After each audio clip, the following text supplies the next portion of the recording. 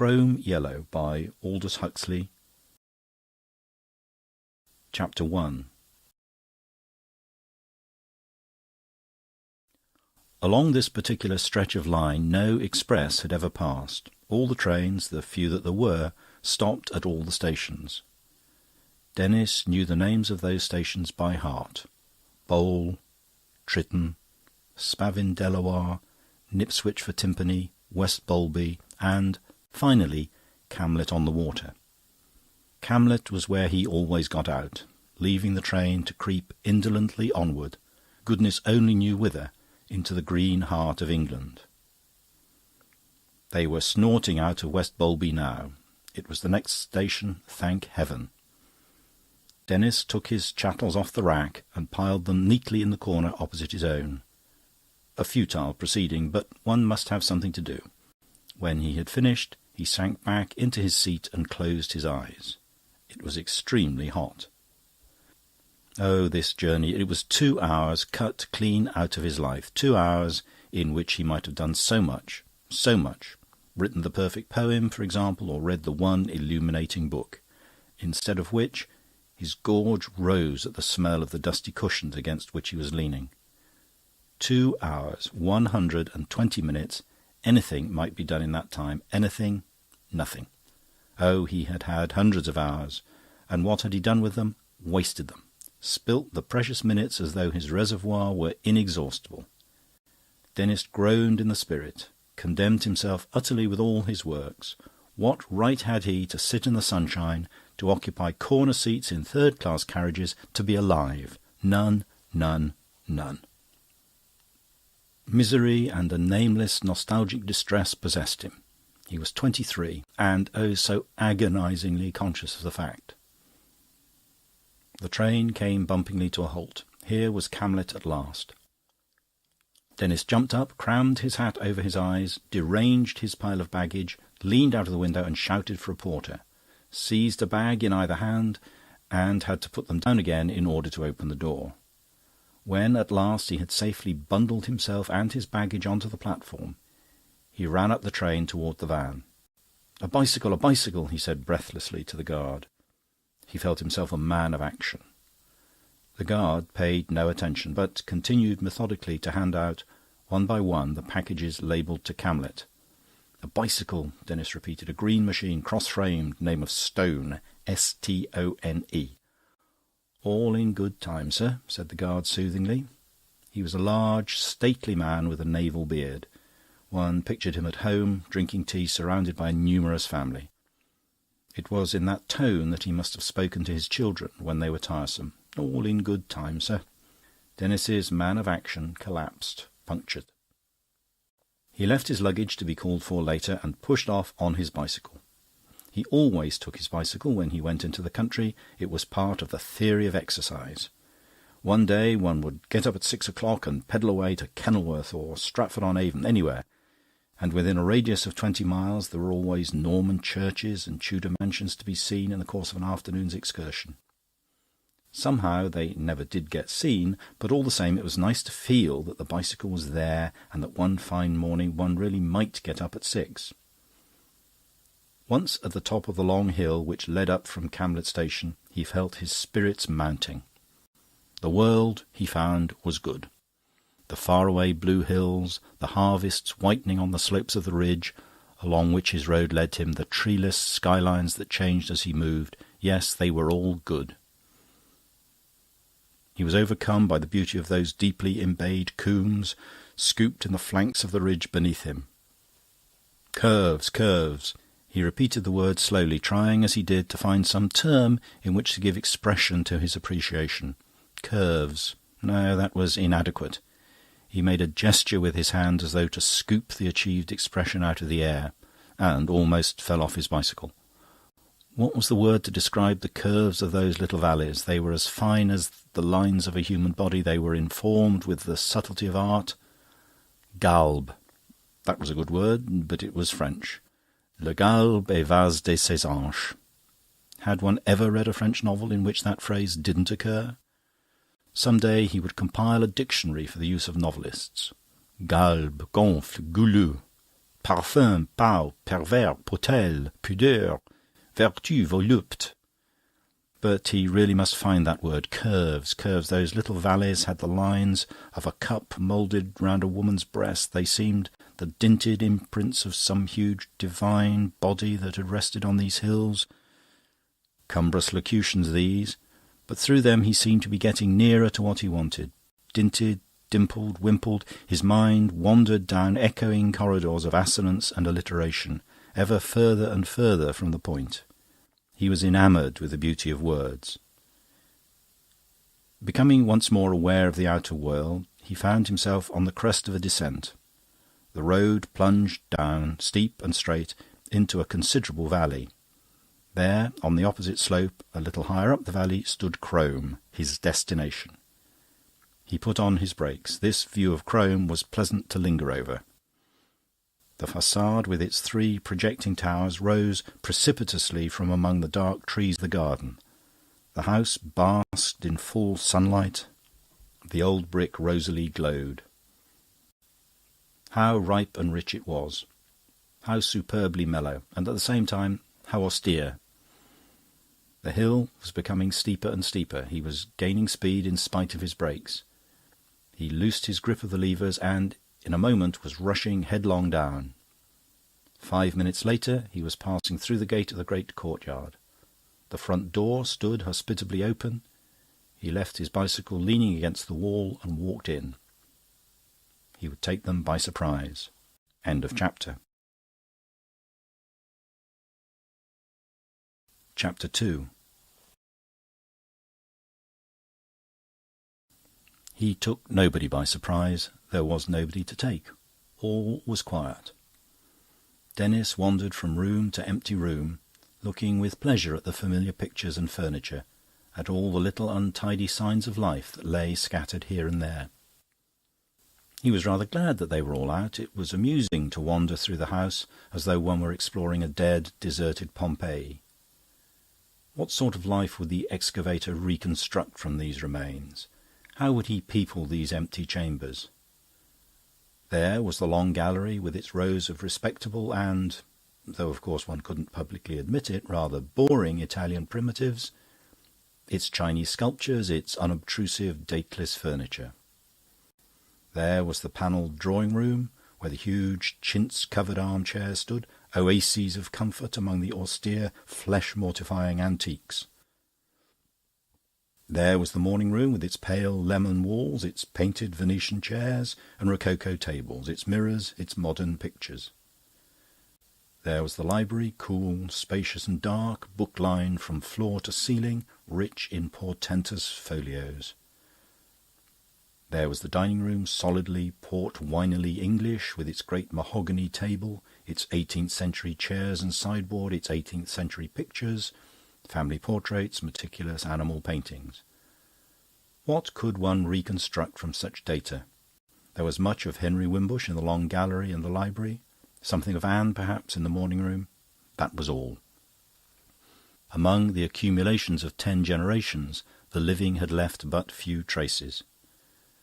Lying on the table in the morning-room, he saw his own book of poems. What tact! He picked it up and opened it. It was what the reviewers call a slim volume. He read at hazard. But silence and the topless dark vault in the lights of Luna Park, and Blackpool from the nightly gloom hollows a bright tumultuous tomb. He put it down again, shook his head and sighed. What genius I had then, he reflected, echoing the aged Swift. It was nearly 6 months since the book had been published. He was glad to think he would never write anything of the same sort again. Who could have been reading it, he wondered. Anne, perhaps. He liked to think so. Perhaps, too, she had at last recognised herself in the hamadryad of the poplar sapling, the slim hamadryad whose movements were like the swaying of a young tree in the wind. The Woman Who Was a Tree was what he had called the poem. He had given her the book when it came out, hoping that the poem would tell her what he hadn't dared to say. She had never referred to it. He shut his eyes and saw a vision of her in a red velvet cloak, swaying into the little restaurant where they sometimes dined together in London. 3/4 of an hour late, and he was at his table, haggard with anxiety, irritation, hunger. Oh, she was damnable. It occurred to him that perhaps his hostess might be in her boudoir. It was a possibility. He would go and see. Mrs. Wimbush's boudoir was in the central tower on the garden front, a little staircase corkscrewed up to it from the hall. Denis mounted, tapped at the door. "Come in." Ah, she was there. He had rather hoped she wouldn't be. He opened the door. Priscilla Wimbush was lying on the sofa. A blotting pad rested on her knees, and she was thoughtfully sucking the end of a silver pencil. "Hullo," she said, looking up. "I'd forgotten you were coming." "Well, here I am, I'm afraid," said Denis deprecatingly. "I'm awfully sorry." Mrs. Wimbush laughed. Her voice, her laughter were deep and masculine. Everything about her was manly. She had a large, square, middle-aged face with a massive, projecting nose and little greenish eyes, the whole surmounted by a lofty and elaborate coiffure of a curiously improbable shade of orange. Looking at her, Denis always thought of Wilkie Bard as the cantatrice. "That's why I'm going to sing in opera, sing in opera, sing in opera." Today she was wearing a purple silk dress with a high collar and a row of pearls. The costume, so richly dowagerous, so suggestive of the royal family, made her look more than ever like something on the halls. "What have you been doing all this time?" she asked.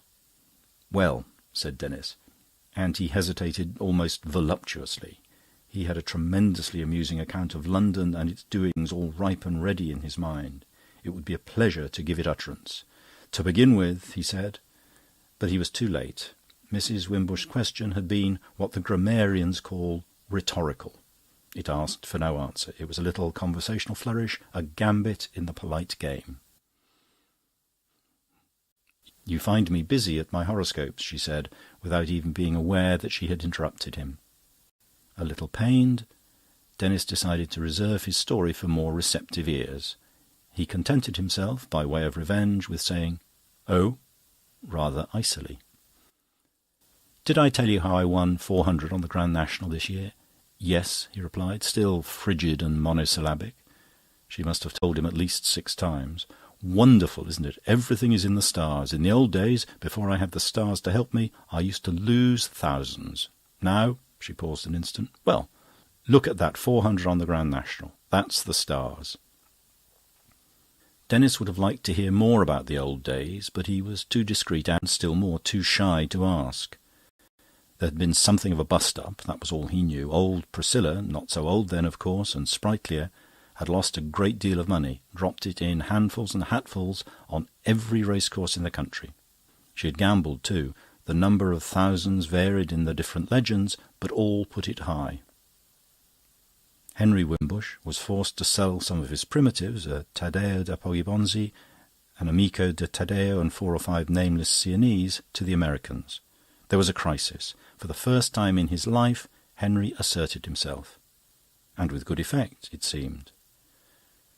Priscilla's gay and gadding existence had come to an abrupt end. Nowadays she spent almost all her time at Crome, cultivating a rather ill-defined malady. For consolation, she dallied with New Thought and the occult. Her passion for racing still possessed her, and Henry, who was a kind-hearted fellow at bottom, allowed her £40 a month betting money. Most of Priscilla's days were spent in casting the horoscopes of horses, and she invested her money scientifically as the stars dictated. She betted on football too, and had a large notebook in which she registered the horoscopes of all the players in all the teams of the league. The process of balancing the horoscopes of 2 11s, one against the other, was a very delicate and difficult one. A match between the Spurs and the Villa entailed a conflict in the heavens so vast and so complicated that it was not to be wondered at if she sometimes made a mistake about the outcome. "Such a pity you don't believe in these things, Denis. Such a pity," said Mrs. Wimbush in her deep, distinct voice. "I can't say I feel it so." "Ah, that's because you don't know what it's like to have faith. You've no idea how amusing and exciting life becomes when you do believe. All that happens means something. Nothing you do is ever insignificant. It makes life so jolly, you know. Here am I at Crome, dull as ditch water, you'd think. No, I don't find it so. I don't regret the old days a bit. I have the stars." She picked up the sheet of paper that was lying on the blotting pad. "Inman's horoscope," she explained. "I thought I'd like to have a little fling on the billiards championships this autumn. I have the infinite to keep in tune with." She waved her hand. "And then there's the next world and all the spirits and one's aura and Mrs. Eddy saying you're not ill and the Christian mysteries and Mrs. Besant. It's all splendid. One's never dull for a moment. I can't think how I used to get on before, in the old days. Pleasure, running about, that's all it was. Just running about. Lunch, tea, dinner, theatre, supper every day. It was fun, of course, while it lasted, but there wasn't much left of it afterwards. There's rather a good thing about that in Barbecue Smith's new book. Where is it?" She sat up and reached for a book that was lying on the little table by the head of the sofa. "Do you know him, by the way?" she asked. "Who?" "Mr. Barbecue Smith." Denis knew of him vaguely. Barbecue Smith was a name in the Sunday papers. He wrote about the conduct of life. He might even be the author of What a Young Girl Ought to Know. "No, not personally," he said. "I've invited him for next weekend." She turned over the pages of the book. "Here's the passage I was thinking of. I marked it. I always mark things I like." Holding the book almost at arm's length, for she was somewhat long-sighted, and making suitable gestures with her free hand, she began to read slowly, dramatically. "What are £1,000 fur coats? What are 250,000 incomes?" She looked up from the page with a histrionic movement of the head. Her orange coiffure nodded portentously. Denis looked at it, fascinated.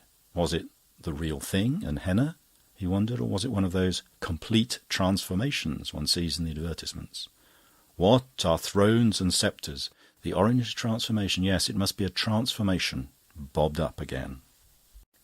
What are the gaieties of the rich, the splendours of the powerful? What is the pride of the great? What are the gaudy pleasures of high society?" The voice, which had risen in tone questioningly from sentence to sentence, dropped suddenly and boomed reply. "They are nothing. Vanity, fluff, dandelion seed in the wind, thin vapours of fever. The things that matter happen in the heart. Seen things are sweet, but those unseen are 1,000 times more significant. It is the unseen that counts in life." Mrs. Wimbush lowered the book. "Beautiful, isn't it?" she said. Denis preferred not to hazard an opinion, but uttered a non-committal "Ah, it's a fine book, this, a beautiful book," said Priscilla, as she let the pages flick back one by one from under her thumb. "And here's the passage about the lotus pool. He compares the soul to a lotus pool, you know." She held up the book again and read, "A friend of mine has a lotus pool in his garden. It lies in a little dell embowered with wild roses and eglantine, among which the nightingale pours forth its amorous descant all the summer long. Within the pool the lotuses blossom, and the birds of the air come to drink and bathe themselves in its crystal waters." "Ah, that reminds me," Priscilla exclaimed, shutting the book with a clap and uttering her big profound laugh. "That reminds me of the things that have been going on in our bathing pool since you were here last. We gave the village people leave to come and bathe here in the evenings. You've no idea of the things that happened." She leaned forward, speaking in a confidential whisper. Every now and then she uttered a deep gurgle of laughter. "Mixed bathing. Saw them out of my window. Sent for a pair of field glasses to make sure. No doubt of it." The laughter broke out again. Denis laughed too. Barbecue Smith was tossed on the floor. "It's time we went to see if tea's ready," said Priscilla. She hoisted herself up from the sofa and went swishing off across the room, striding beneath the trailing silk. Denis followed her, faintly humming to himself, "That's why I'm going to sing in opera, sing in opera, sing in opera." And then the little twiddly bit of accompaniment at the end, rah-rah. End of chapter. Chapter 3. The terrace in front of the house was a long, narrow strip of turf. bounded along its outer edge by a graceful stone balustrade. 2 little summer houses of brick stood at either end. Below the house the ground sloped very steeply away, and the terrace was a remarkably high one. From the balusters to the sloping lawn beneath was a drop of 30 feet. Seen from below, the high, unbroken terrace wall, built like the house itself of brick, had the almost menacing aspect of a fortification, a castle bastion from whose parapet one looked out across airy depths to distances level with the eye. Below, in the foreground, hedged in by solid masses of sculptured yew trees, lay the stone-brimmed swimming pool. Beyond it stretched the park with its massive elms, its green expanses of grass, and, at the bottom of the valley, the gleam of the narrow river. On the farther side of the stream the land rose again in a long slope, chequered with cultivation. Looking up the valley to the right, one saw a line of blue, far-off hills. The tea-table had been planted in the shade of one of the little summer-houses, and the rest of the party was already assembled about it when Denis and Priscilla made their appearance. Henry Wimbush had begun to pour the tea. He was one of those ageless, unchanging men on the farther side of 50, who might be 30, who might be anything. Denis had known him almost as long as he could remember. In all those years his pale, rather handsome face had never grown any older. It was like the pale grey bowler hat which he always wore, winter and summer, unageing, calm, serenely without expression. Next to him, but separated from him and from the rest of the world by the almost impenetrable barriers of her deafness, sat Jenny Mullion. She was perhaps 30, had a tilted nose and a pink and white complexion, and wore her brown hair plaited and coiled in 2 lateral buns over her ears. In the secret tower of her deafness she sat apart, looking down at the world through sharply piercing eyes. What did she think of men and women and things? That was something that Denis had never been able to discover. In her enigmatic remoteness, Jenny was a little disquieting. Even now some interior joke seemed to be amusing her, for she was smiling to herself, and her brown eyes were like very bright round marbles. On his other side, the serious, moon-like innocence of Mary Bracegirdle's face shone pink and childish. She was nearly 23, but one wouldn't have guessed it. Her short hair, clipped like a page's, hung in a bell of elastic gold about her cheeks. She had large blue china eyes, whose expression was one of ingenuous and often puzzled earnestness. Next to Mary, a small, gaunt man was sitting, rigid and erect in his chair. In appearance, Mr. Scogan was like one of those extinct bird lizards of the tertiary. His nose was beaked, his dark eyes had the shining quickness of a robin's. But there was nothing soft or gracious or feathery about him. The skin of his wrinkled brown face had a dry and scaly look. His hands were the hands of a crocodile. His movements were marked by the lizard's disconcertingly abrupt clockwork speed. His speech was thin, fluty, and dry. Henry Wimbush, schoolfellow and exact contemporary, Mr. Scogan looked far older and, at the same time, far more youthfully alive than did that gentle aristocrat with the face like a grey bowler. Mr. Scogan might look like an extinct saurian, but Gombauld was altogether and essentially human. In the old-fashioned natural histories of the 30s, he might have figured in a steel engraving as a type of Homo sapiens, an honour which at that time commonly fell to Lord Byron. Indeed, with more hair and less collar, Gombauld would have been completely Byronic. More than Byronic, even, for Gombauld was of Provençal descent, a black-haired young corsair of 30, with flashing teeth and luminous large eyes. Denis looked at him enviously. He was jealous of his talent. If only he wrote verse as well as Gombauld painted pictures. Still more, at the moment, he envied Gombauld his looks, his vitality, his easy confidence of manner. Was it surprising that Anne should like him? Like him? It might even be something worse, Denis reflected bitterly, as he walked at Priscilla's side down the long grass terrace. Between Gombauld and Mr. Scogan, a very much lowered deck-chair presented its back to the new arrivals as they advanced towards the tea-table. Gombauld was leaning over it. His face moved vivaciously. He smiled, he laughed, he made quick gestures with his hands. From the depths of the chair came up a sound of soft, lazy laughter. Denis started as he heard it. That laughter, how well he knew it, what emotions it evoked in him. He quickened his pace. In her low-deck chair, Anne was nearer to lying than to sitting. Her long, slender body reposed in an attitude of listlessness and indolent grace. Within its setting of light brown hair, her face had a pretty regularity that was almost doll-like. And indeed, there were moments when she seemed nothing more than a doll, when the oval face with its long, lashed, pale blue eyes expressed nothing, when it was no more than a lazy mask of wax. She was Henry Wimbush's own niece. That bowler-like countenance was one of the Wimbush heirlooms. It ran in the family, appearing in its female members as a blank, dull face. But across this dollish mask, like a gay melody dancing over an unchanging fundamental bass, passed Anne's other inheritance. Quick laughter, light, ironic amusement, and the changing expression of many moods. She was smiling now as Denis looked down at her.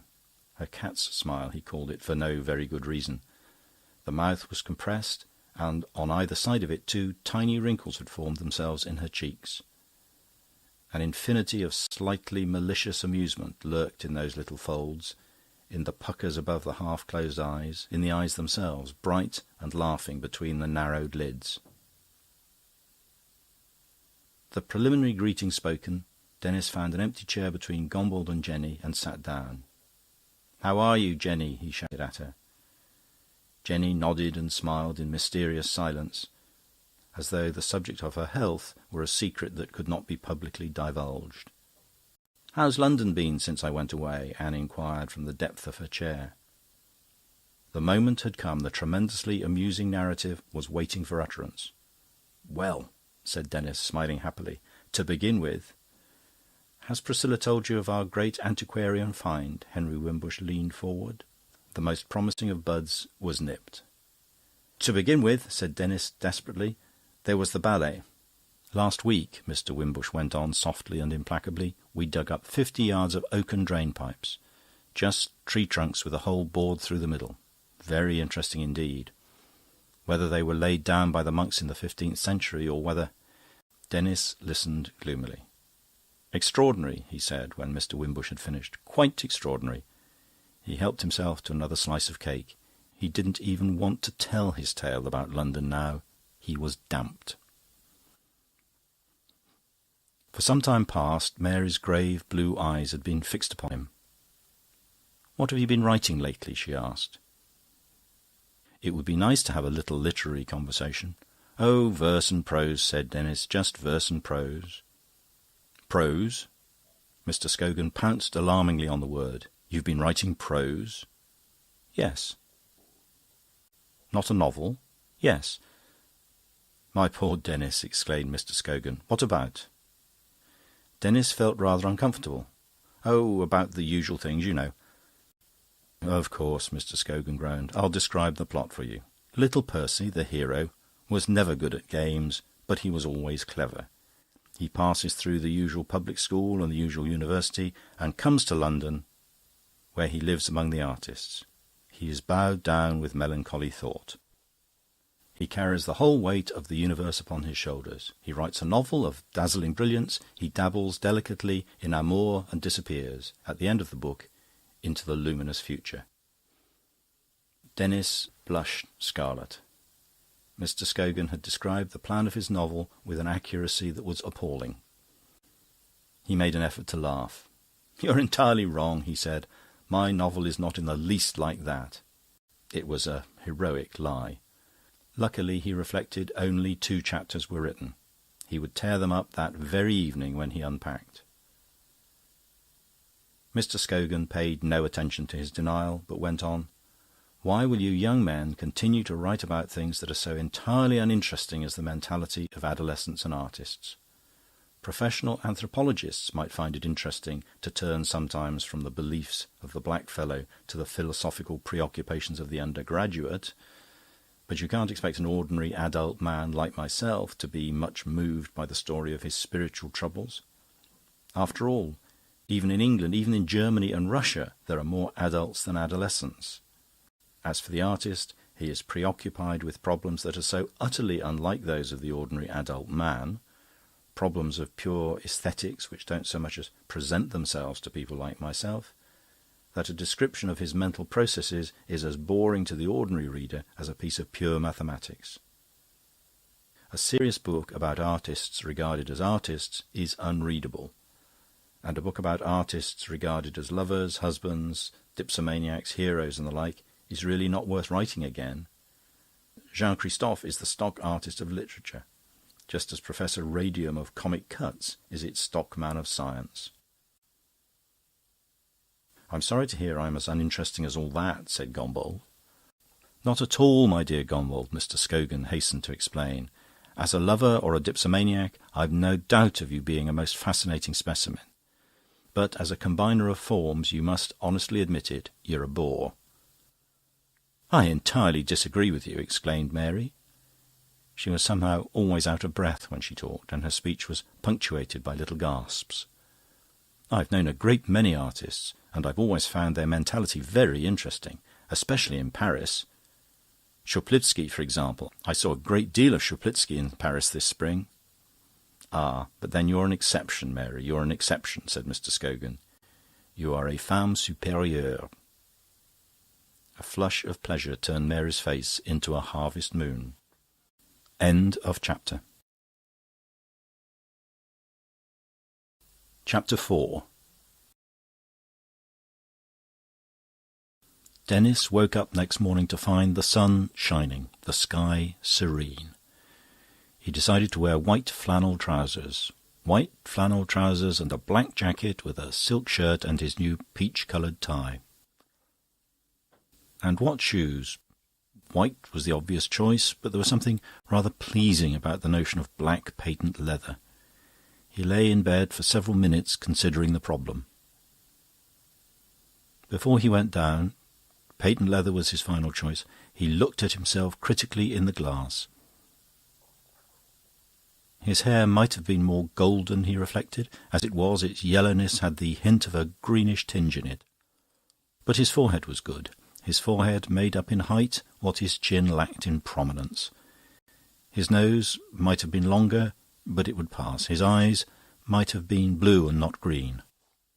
But his coat was very well cut and, discreetly padded, made him seem robuster than he actually was. His legs, in their white casing, were long and elegant. Satisfied, he descended the stairs. Most of the party had already finished their breakfast. He found himself alone with Jenny. "I hope you slept well," he said. "Yes, isn't it lovely?" Jenny replied, giving 2 rapid little nods. "But we had such awful thunderstorms last week."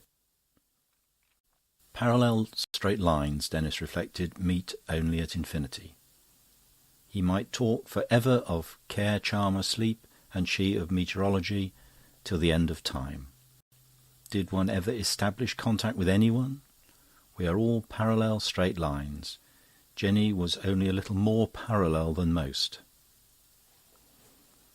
"They are very alarming, these thunderstorms," he said, helping himself to porridge. "Don't you think so? Or are you above being frightened?" "No, I always go to bed in a storm. One is so much safer lying down." "Why?" "Because," said Jenny, making a descriptive gesture, "because lightning goes downwards and not flatways. When you're lying down, you're out of the current." "That's very ingenious."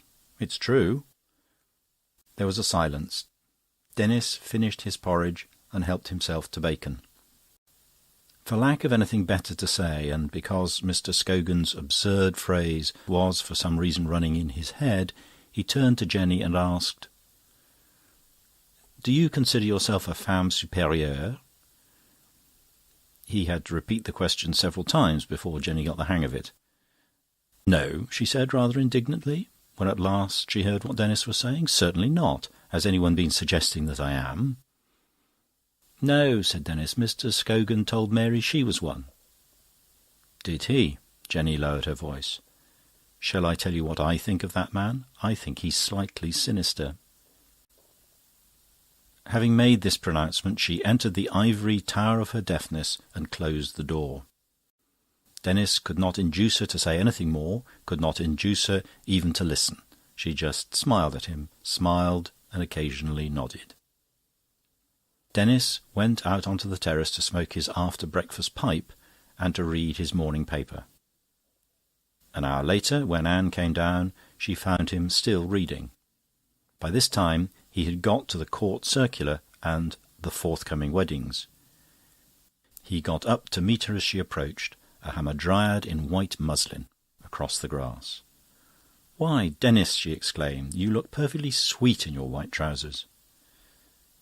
Denis was dreadfully taken aback. There was no possible retort. "You speak as though I were a child in a new frock," he said, with a show of irritation. "But that's how I feel about you, Denis dear." "Then you oughtn't to." "But I can't help it. I'm so much older than you." "I like that," he said. 4 years older. "And if you do look perfectly sweet in your white trousers, why shouldn't I say so?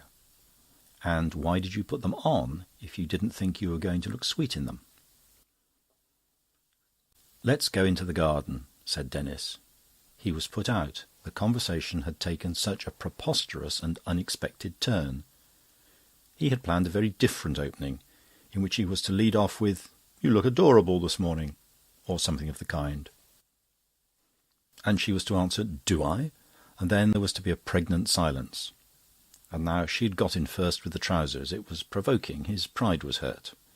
That part of the garden that sloped down from the foot of the terrace to the pool had a beauty which did not depend on colour so much as on forms.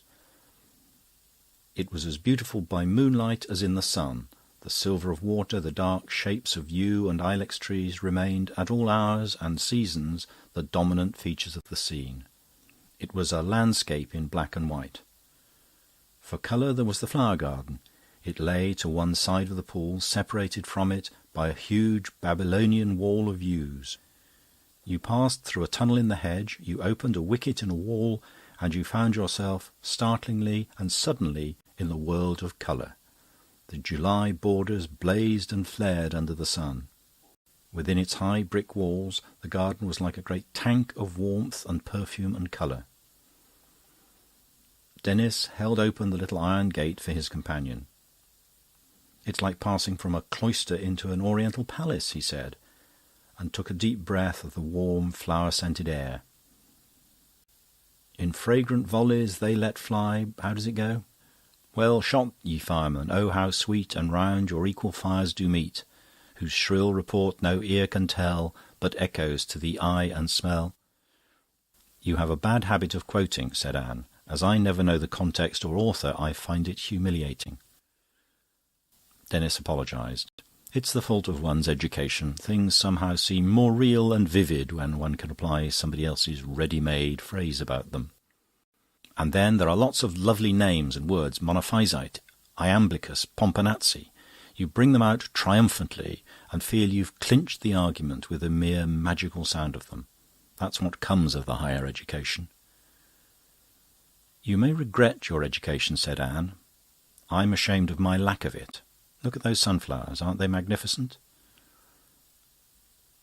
Dark faces and golden crowns. They're the kings of Ethiopia. And I like the way the tits cling to the flowers and pick out the seeds, while the other loutish birds, grubbing dirtily for their food, look up in envy from the ground." "Do they look up in envy?" "That's the literary touch, I'm afraid. Education again. It always comes back to that." He was silent. Anne had sat down on a bench that stood in the shade of an old apple tree. "I'm listening," she said. He did not sit down, but walked backwards and forwards in front of the bench, gesticulating a little as he talked. "Books," he said, "books. One reads so many, and one sees so few people and so little of the world. Great thick books about the universe and the mind and ethics. You've no idea how many there are. I must have read 20 or 30 tons of them in the last 5 years, 20 tons of ratiocination. Weighted with that, one's pushed out into the world." He went on walking up and down. His voice rose, fell, was silent a moment, and then talked on. He moved his hands, sometimes he waved his arms. Anne looked and listened quietly, as though she were at a lecture. He was a nice boy, and today he looked charming. Charming. One entered the world, Denis pursued, having ready-made ideas about everything. One had a philosophy and tried to make life fit into it. One should have lived first and then made one's philosophy to fit life. Life, facts, things were horribly complicated. Ideas, even the most difficult of them, deceptively simple. In the world of ideas, everything was clear. In life, all was obscure, embroiled. Was it surprising that one was miserable, horribly unhappy? Denis came to a halt in front of the bench, and, as he asked this last question, he stretched out his arms and stood for an instant in an attitude of crucifixion, then let them fall again to his sides. My poor Denis! Anne was touched. He was really too pathetic as he stood there in front of her, in his white flannel trousers. But does one suffer about these things? It seems very extraordinary. "You're like Scogan," cried Denis bitterly. "You regard me as a specimen for an anthropologist. Well, I suppose I am." "No, no," she protested, and drew in her skirt with a gesture that indicated that he was to sit down beside her. He sat down. "Why can't you just take things for granted and as they come?" she asked. "It's so much simpler." "Of course it is," said Denis, "but it's a lesson to be learnt gradually. There are 20 tons of ratiocination to be got rid of first." "I've always taken things as they come," said Anne. "It seems so obvious. One enjoys the pleasant things, avoids the nasty ones. There's nothing more to be said." "Nothing, for you. But then you were born a pagan. I am trying laboriously to make myself one. I can take nothing for granted. I can enjoy nothing as it comes along. Beauty, pleasure, art, women.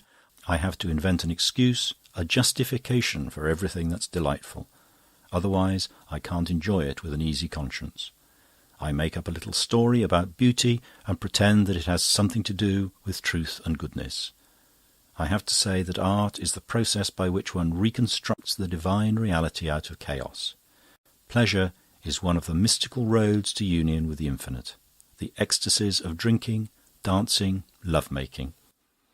As for women, I am perpetually assuring myself that they're the broad highway to divinity. And to think that I'm only just beginning to see through the silliness of the whole thing.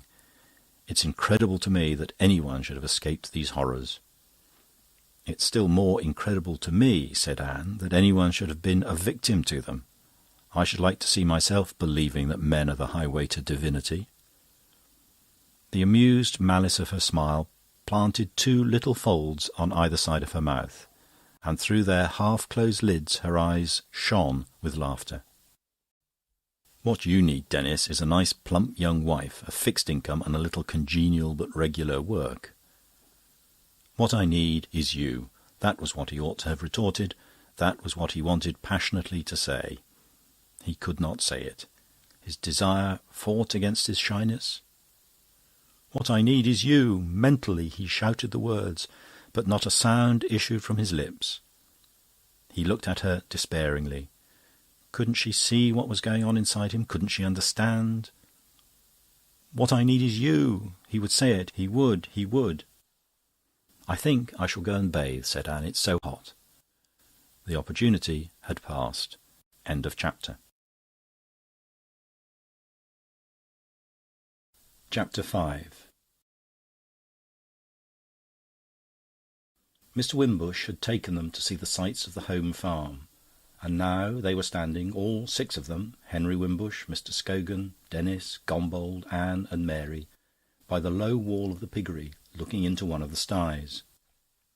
"This is a good sow," said Henry Wimbush. "She had a litter of 14. "14," Mary echoed incredulously. She turned astonished blue eyes towards Mr. Wimbush, then let them fall onto the seething mass of élan vital that fermented in the sty. An immense sow reposed on her side in the middle of the pen.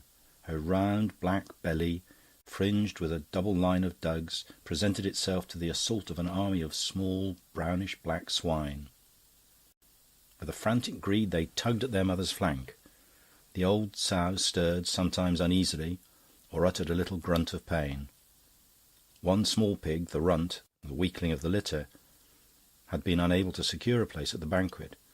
Squealing shrilly, he ran backwards and forwards, trying to push in amongst his stronger brothers, or even to climb over their tight little black backs toward the maternal reservoir. "There are 14," said Mary. "You're quite right. I counted. It's extraordinary." "The sow next door," Mr. Wimbush went on, "has done very badly. She only had 5 in her litter. I shall give her another chance.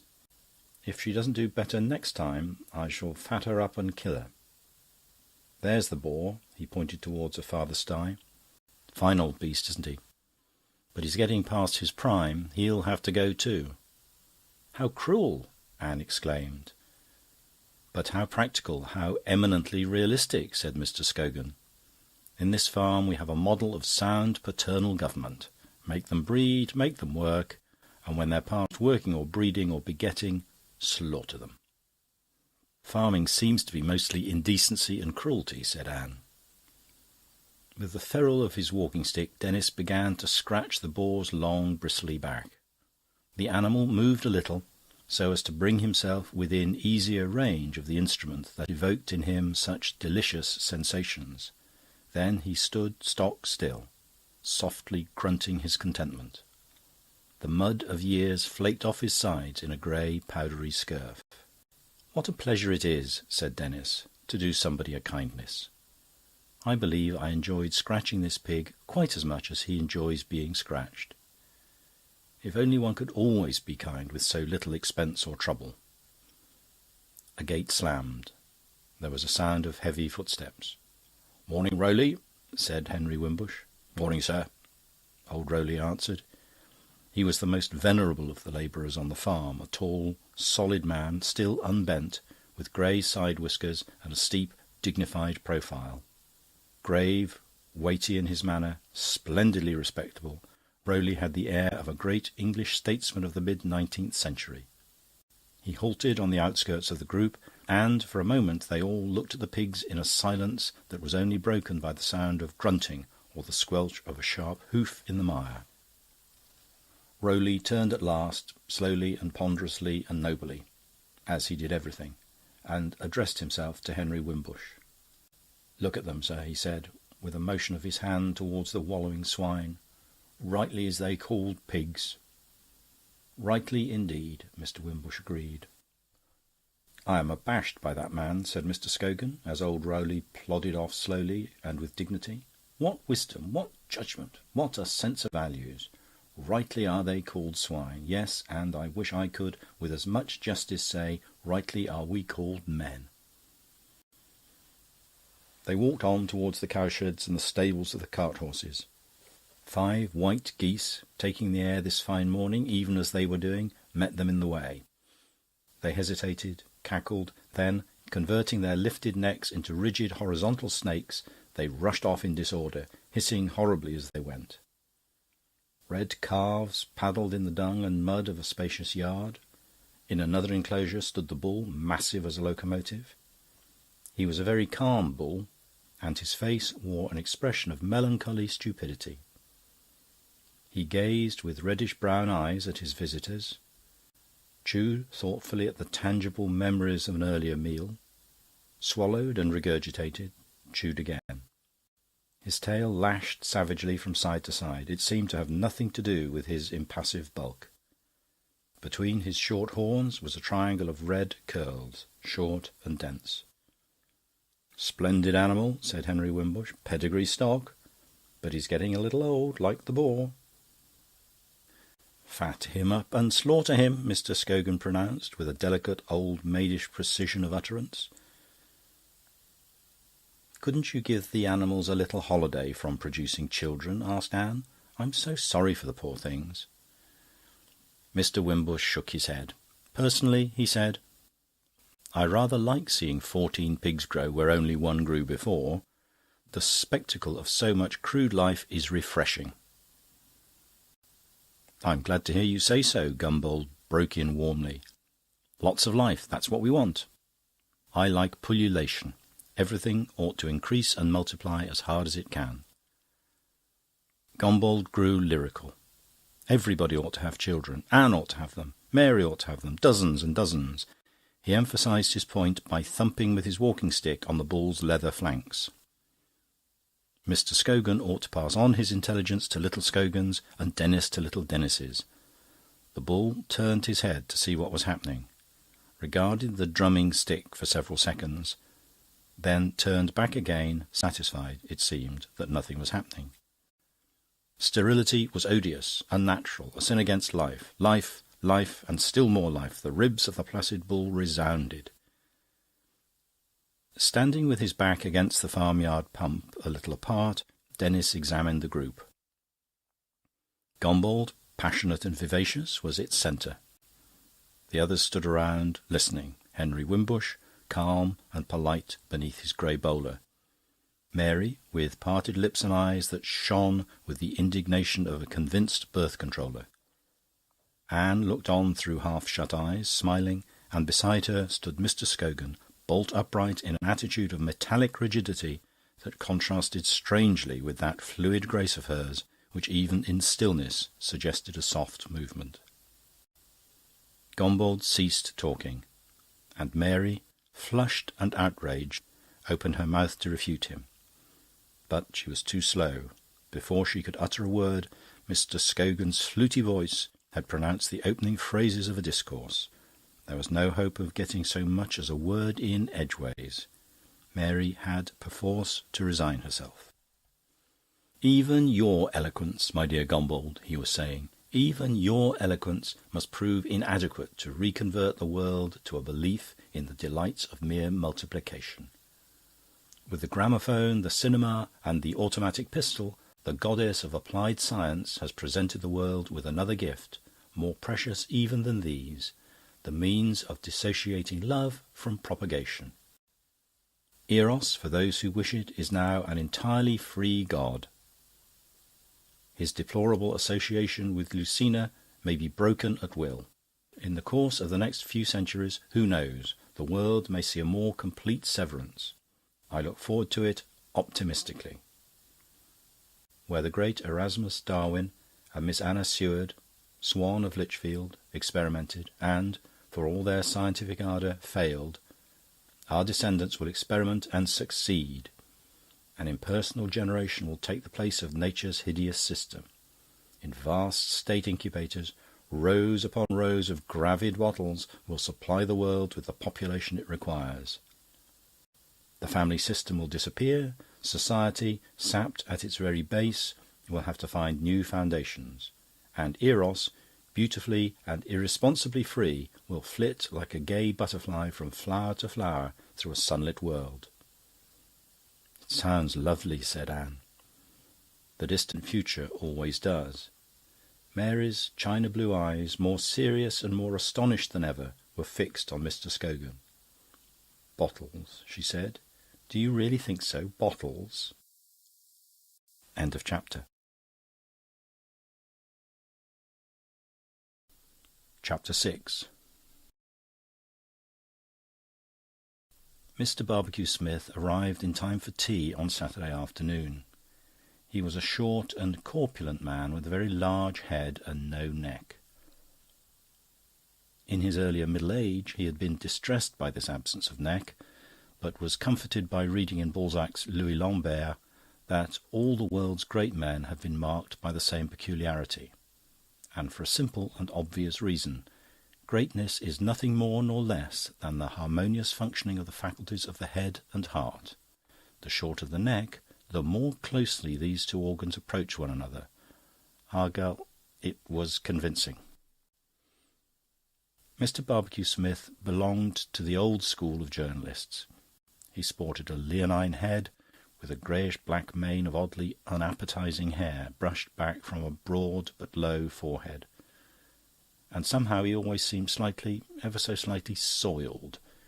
In younger days he had gaily called himself a bohemian. He did so no longer. He was a teacher now, a kind of prophet. Some of his books of comfort and spiritual teaching were in their 120th thousand. Priscilla received him with every mark of esteem. He had never been to Crome before. She showed him around the house. Mr. Barbecue Smith was full of admiration. So quaint, so old world, he kept repeating. He had a rich, rather unctuous voice. Priscilla praised his latest book. "Splendid, I thought it was," she said in her large, jolly way. "I'm happy to think you found it a comfort," said Mr. Barbecue-Smith. "Oh, tremendously. And the bit about the lotus pool, I thought that so beautiful." "I knew you would like that. It came to me, you know, from without." He waved his hand to indicate the astral world. They went out into the garden for tea. Mr. Barbecue-Smith was duly introduced. "Mr. Stone is a writer too," said Priscilla as she introduced Denis. "Indeed?" Mr. Barbecue-Smith smiled benignly, and looking up at Denis with an expression of Olympian condescension. "And what sort of things do you write?" Denis was furious, and, to make matters worse, he felt himself blushing hotly. Had Priscilla no sense of proportion? She was putting them in the very same category, Barbecue-Smith and himself. They were both writers, they both used pen and ink. To Mr. Barbecue-Smith's question he answered, "Oh, nothing much, nothing," and looked away. "Mr. Stone is one of our younger poets." It was Anne's voice. He scowled at her, and she smiled back exasperatingly.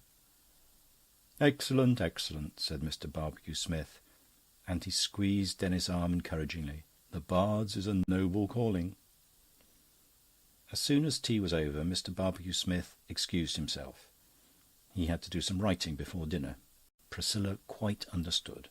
The prophet retired to his chamber. Mr. Barbecue-Smith came down to the drawing-room at 7:50.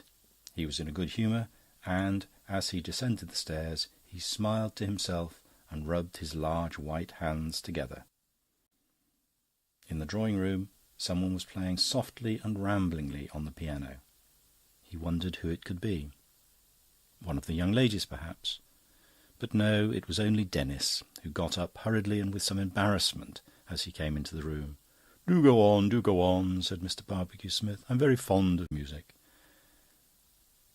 "Then I couldn't possibly go on," Denis replied. "I only make noises." There was a silence. Mr. Barbecue-Smith stood with his back to the hearth, warming himself at the memory of last winter's fires. He could not control his interior satisfaction, but still went on smiling to himself. At last he turned to Denis. "You write," he asked, "don't you?" "Well, yes, a little, you know." "How many words do you find you can write in an hour?" "I don't think I've ever counted." "Oh, you ought to, you ought to. It's most important." Denis exercised his memory. "When I'm in good form," he said, "I fancy I do a 1,200-word review in about 4 hours. But sometimes it takes much longer." Mr. Barbecue-Smith nodded. "Yes, 300 words an hour at your best." He walked out into the middle of the room, turned round on his heels and confronted Denis again.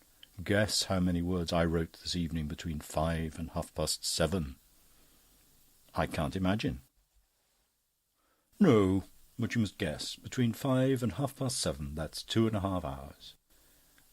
1,200 words," Denis hazarded. No. Mr. Barbecue-Smith's expanded face shone with gaiety. "Try again." 1,500. No. "I give it up," said Denis. He found he couldn't summon up much interest in Mr. Barbecue-Smith's writing. "Well, I'll tell you. 3,800. Denis opened his eyes. "You must get a lot done in a day," he said. Mr. Barbecue-Smith suddenly became extremely confidential. He pulled up a stool to the side of Denis' arm-chair, sat down in it, and began to talk softly and rapidly. "Listen to me," he said, laying his hand on Denis' sleeve.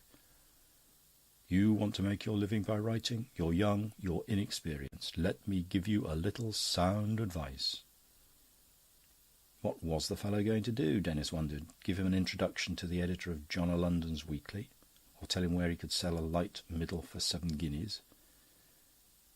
Mr. Barbecue-Smith patted his arm several times and went on. "The secret of writing," he said, breathing it into the young man's ear, "the secret of writing is inspiration." Denis looked at him in astonishment. "Inspiration," Mr. Barbecue-Smith repeated. "You mean the native wood-note business?" Mr. Barbecue-Smith nodded. "Oh, then I entirely agree with you," said Denis. "But what if one hasn't got inspiration?" "That was precisely the question I was waiting for," said Mr. Barbecue-Smith. "You ask me what one should do if one hasn't got inspiration. I answer, you have inspiration. Everyone has inspiration. It's simply a question of getting it to function." The clock struck 8. There was no sign of any of the other guests. Everybody was always late at Crome. Mr. Barbecue-Smith went on. "That's my secret," he said. "I give it you freely." Denis made a suitably grateful murmur and grimace.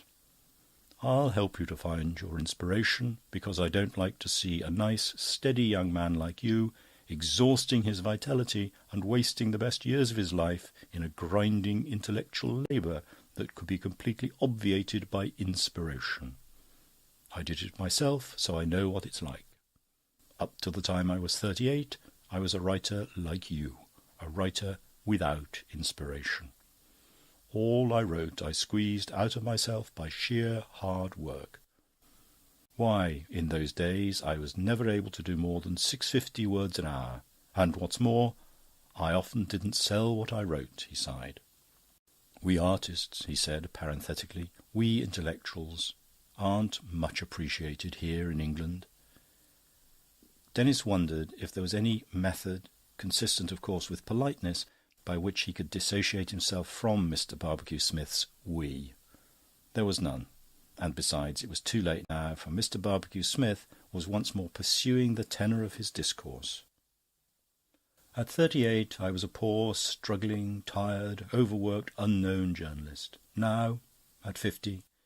He paused modestly and made a little gesture, moving his fat hands outwards, away from one another, and expanding his fingers as though in demonstration. He was exhibiting himself. Denis thought of that advertisement of Nestle's milk. The two cats on the wall under the moon, one black and thin, the other white, sleek and fat. Before inspiration and after. "Inspiration has made the difference," said Mr. Barbecue-Smith solemnly. "It came quite suddenly, like a gentle dew from heaven." He lifted his hand and let it fall back onto his knee to indicate the descent of the dew. "It was one evening. I was writing my first little book about the conduct of life, Humble Heroisms. You may have read it. It has been a comfort, at least I hope and think so, a comfort to many thousands. I was in the middle of the second chapter, and I was stuck. I sat biting the end of my pen and looking at the electric light which hung above my table, a little above and in front of me." He indicated the position of the lamp with elaborate care. "Have you ever looked at a bright light intently for a long time?" he asked, turning to Denis. Denis didn't think he had. "You can hypnotise yourself that way," Mr. Barbecue-Smith went on. The gong sounded in a terrific crescendo from the hall.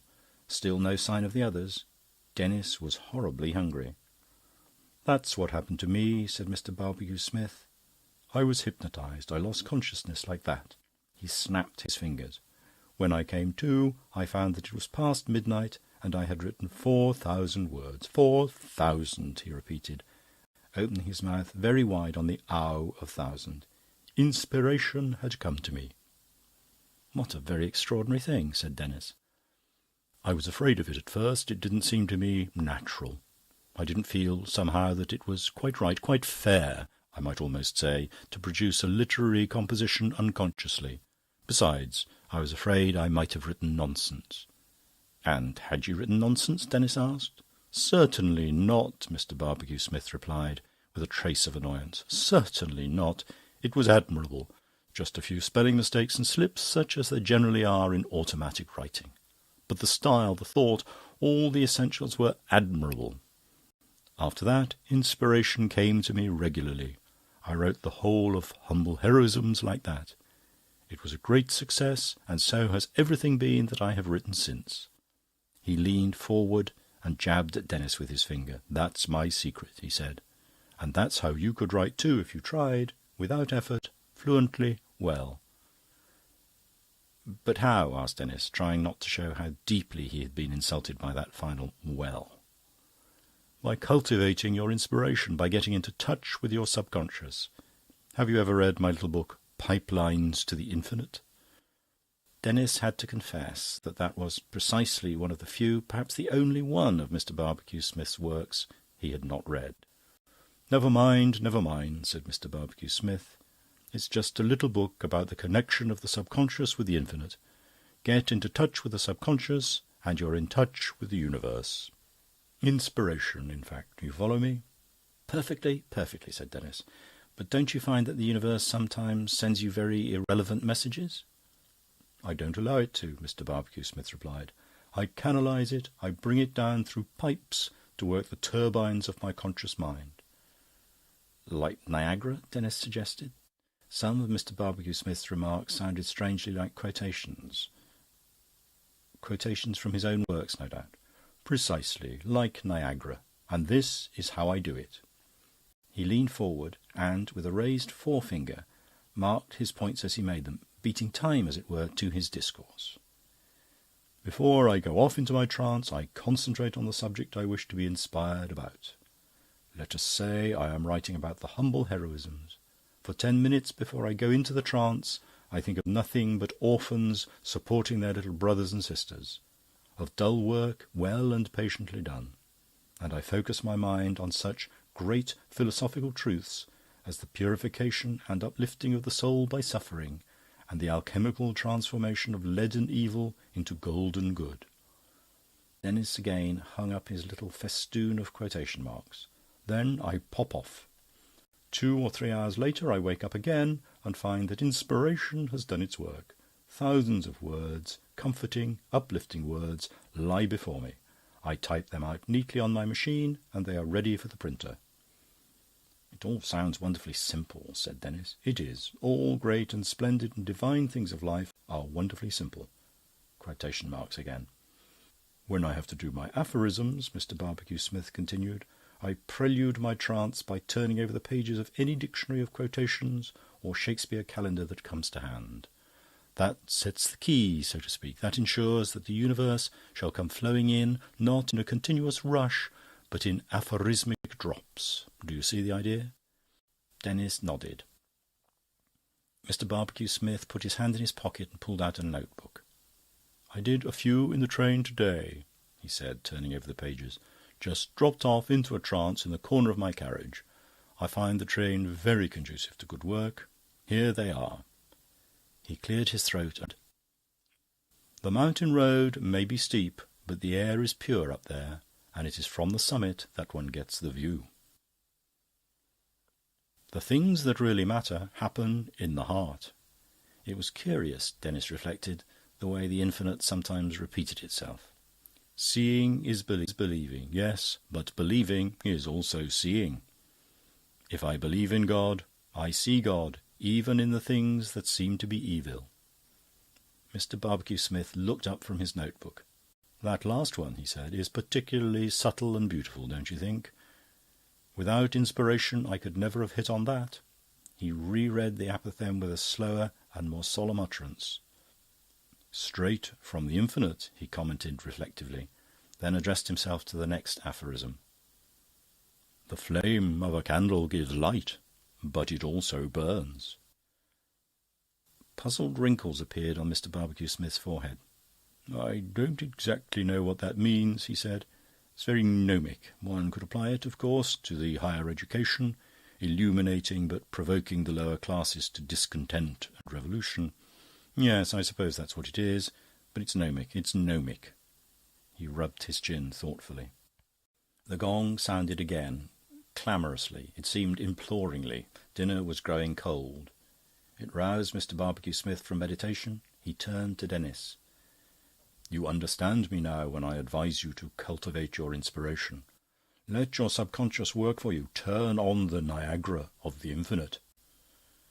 There was a sound of feet on the stairs. Mr. Barbecue Smith got up, laid his hand for an instant on Denis's shoulder and said, No more now. Another time. And remember, I rely absolutely on your discretion in this matter. There are intimate, sacred things that one doesn't wish to be generally known. Of course, said Denis. I quite understand. End of chapter. Chapter 7. At Crome, all the beds were ancient, hereditary pieces of furniture. Huge beds, like four-masted ships with furled sails of shining coloured stuff. Beds carved and inlaid, beds painted and gilded, beds of walnut and oak, of rare exotic woods. Beds of every date and fashion, from the time of Sir Ferdinando, who built the house, to the time of his namesake in the late 18th century, the last of the family, but all of them grandiose, magnificent. The finest of all was now Anne's bed. Sir Julius, son to Sir Ferdinando, had had it made in Venice against his wife's first lying in. Early Seicento Venice had expended all its extravagant art in the making of it. The body of the bed was like a great square sarcophagus. Clustering roses were carved in high relief on its wooden panels, and luscious putty wallowed among the roses.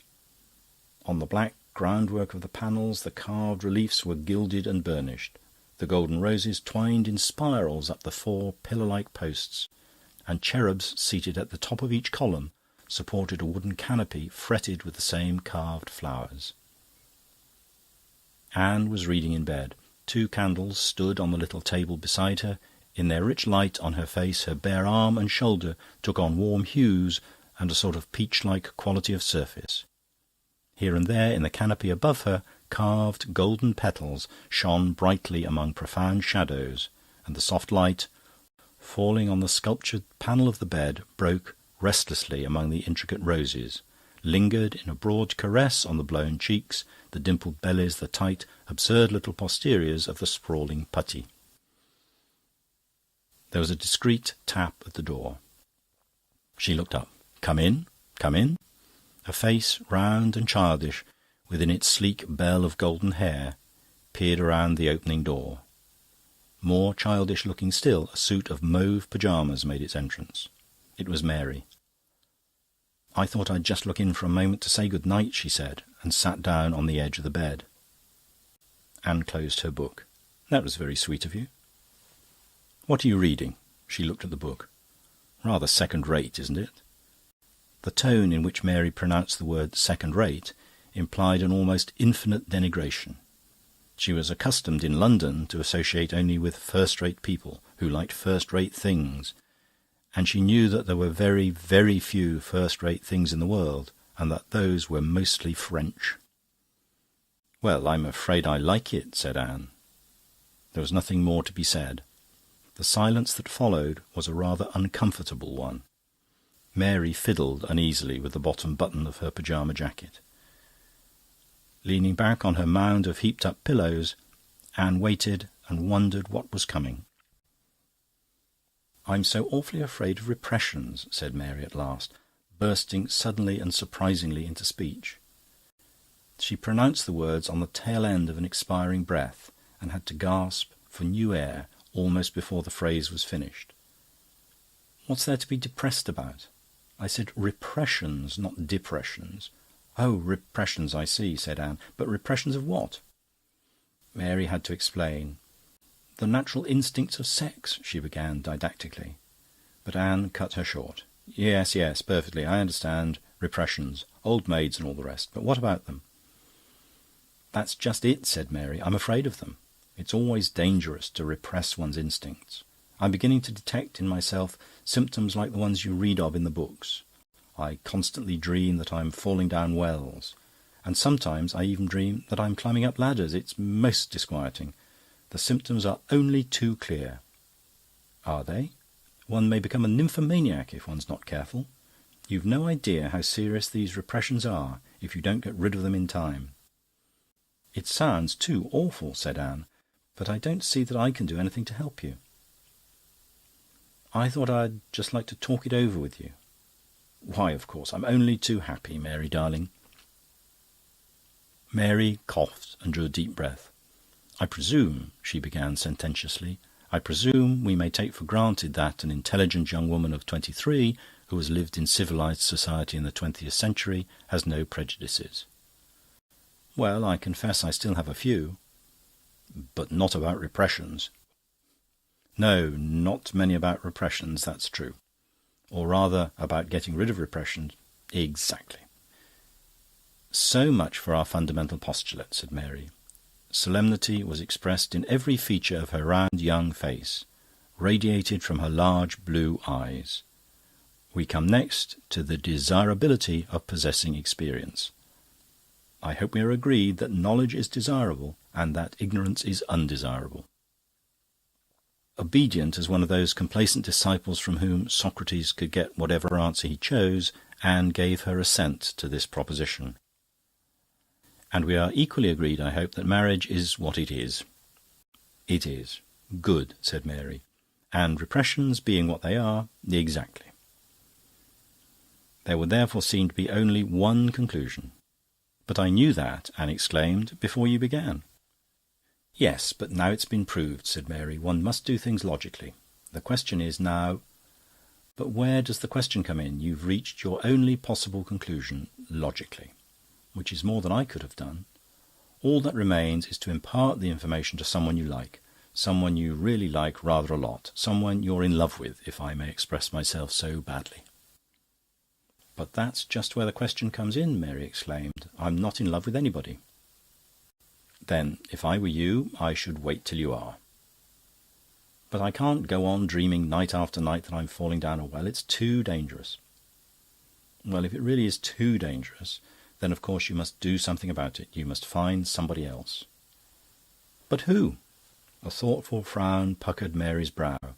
"It must be somebody intelligent, somebody with intellectual interests that I can share. And it must be somebody with a proper respect for women, somebody who's prepared to talk seriously about his work and his ideas and about my work and my ideas.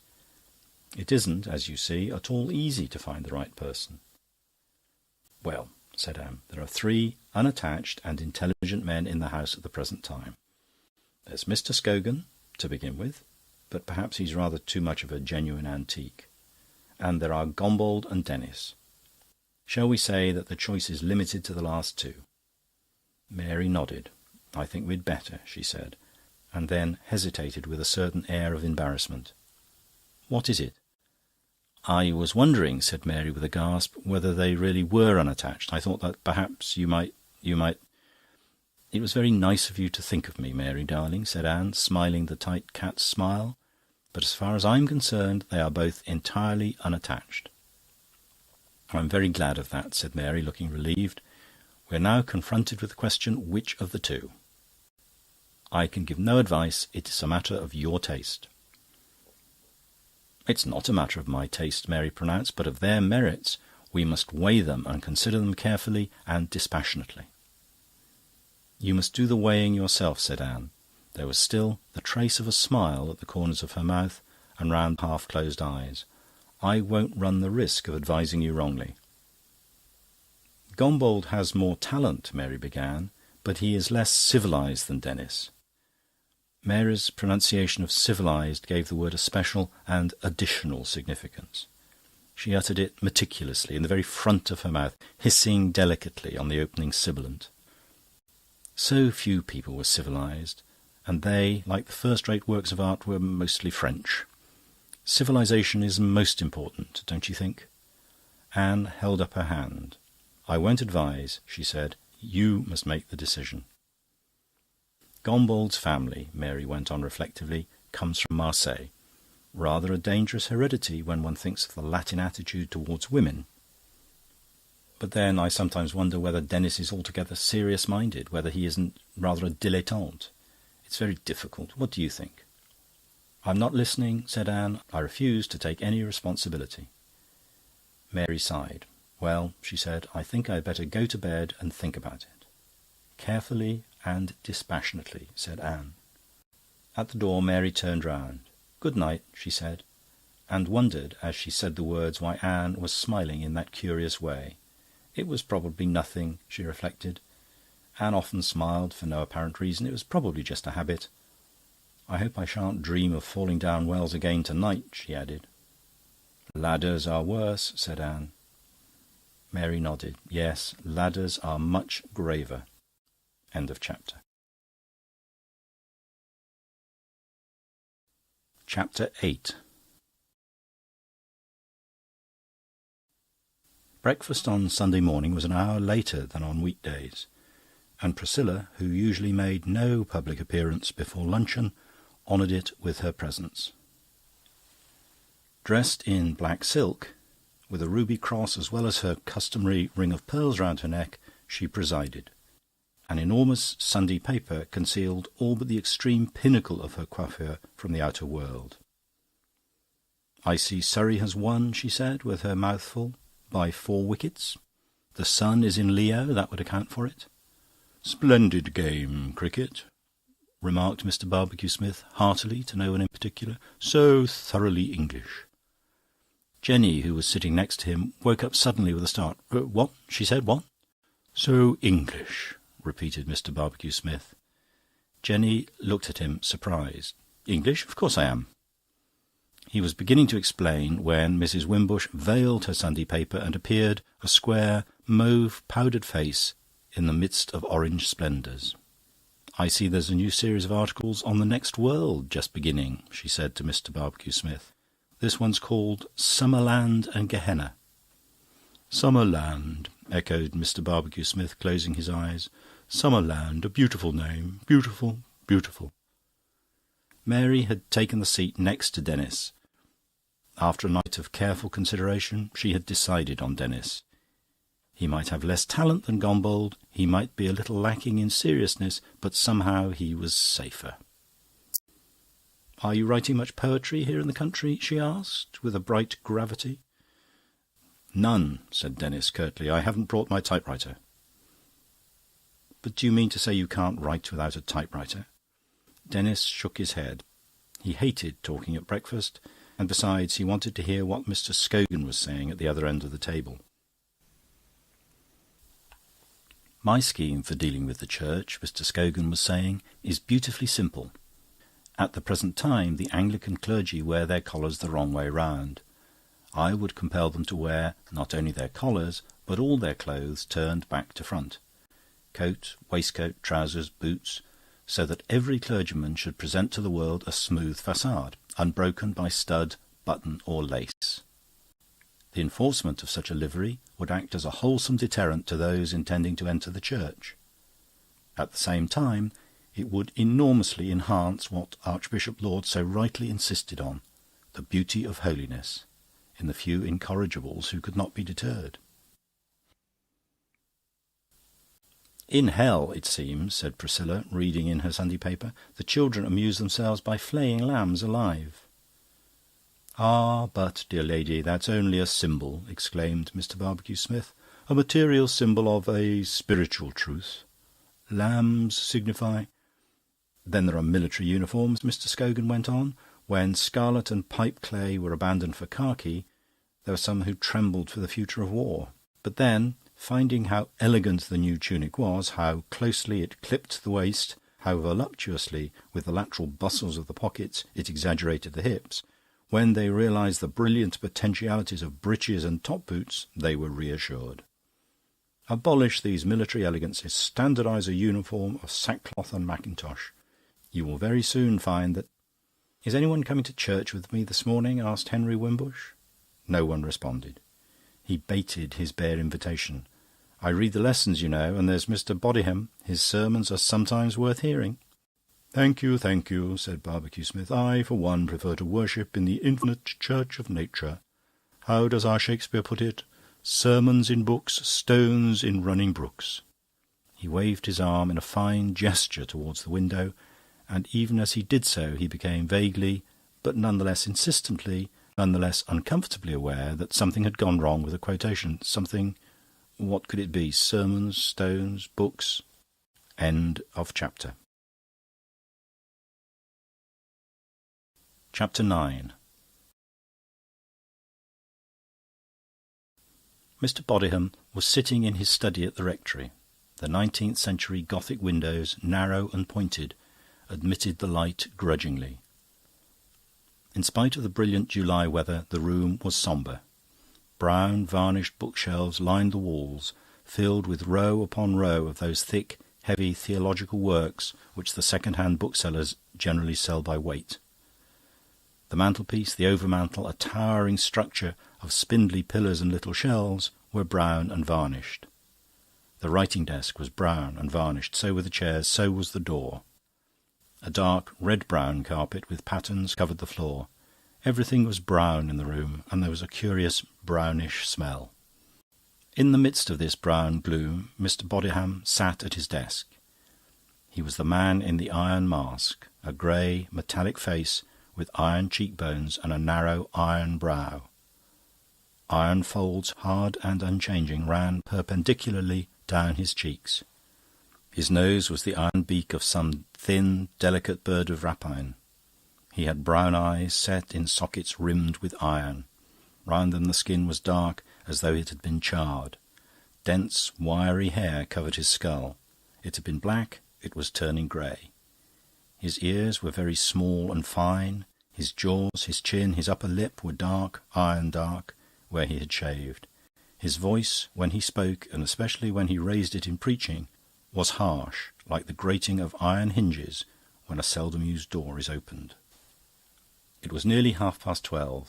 He had just come back from church, hoarse and weary with preaching. He preached with fury, with passion, an iron man beating with a flail upon the souls of his congregation.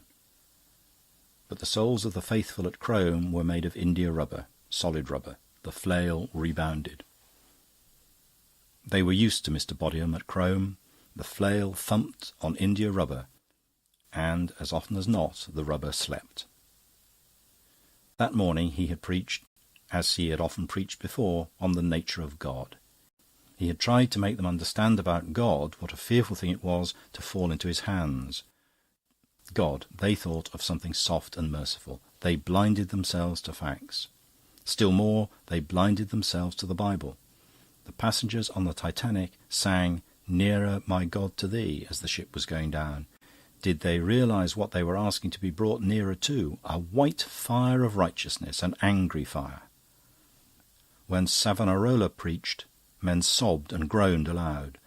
Nothing broke the polite silence with which Crome listened to Mr. Bodyham.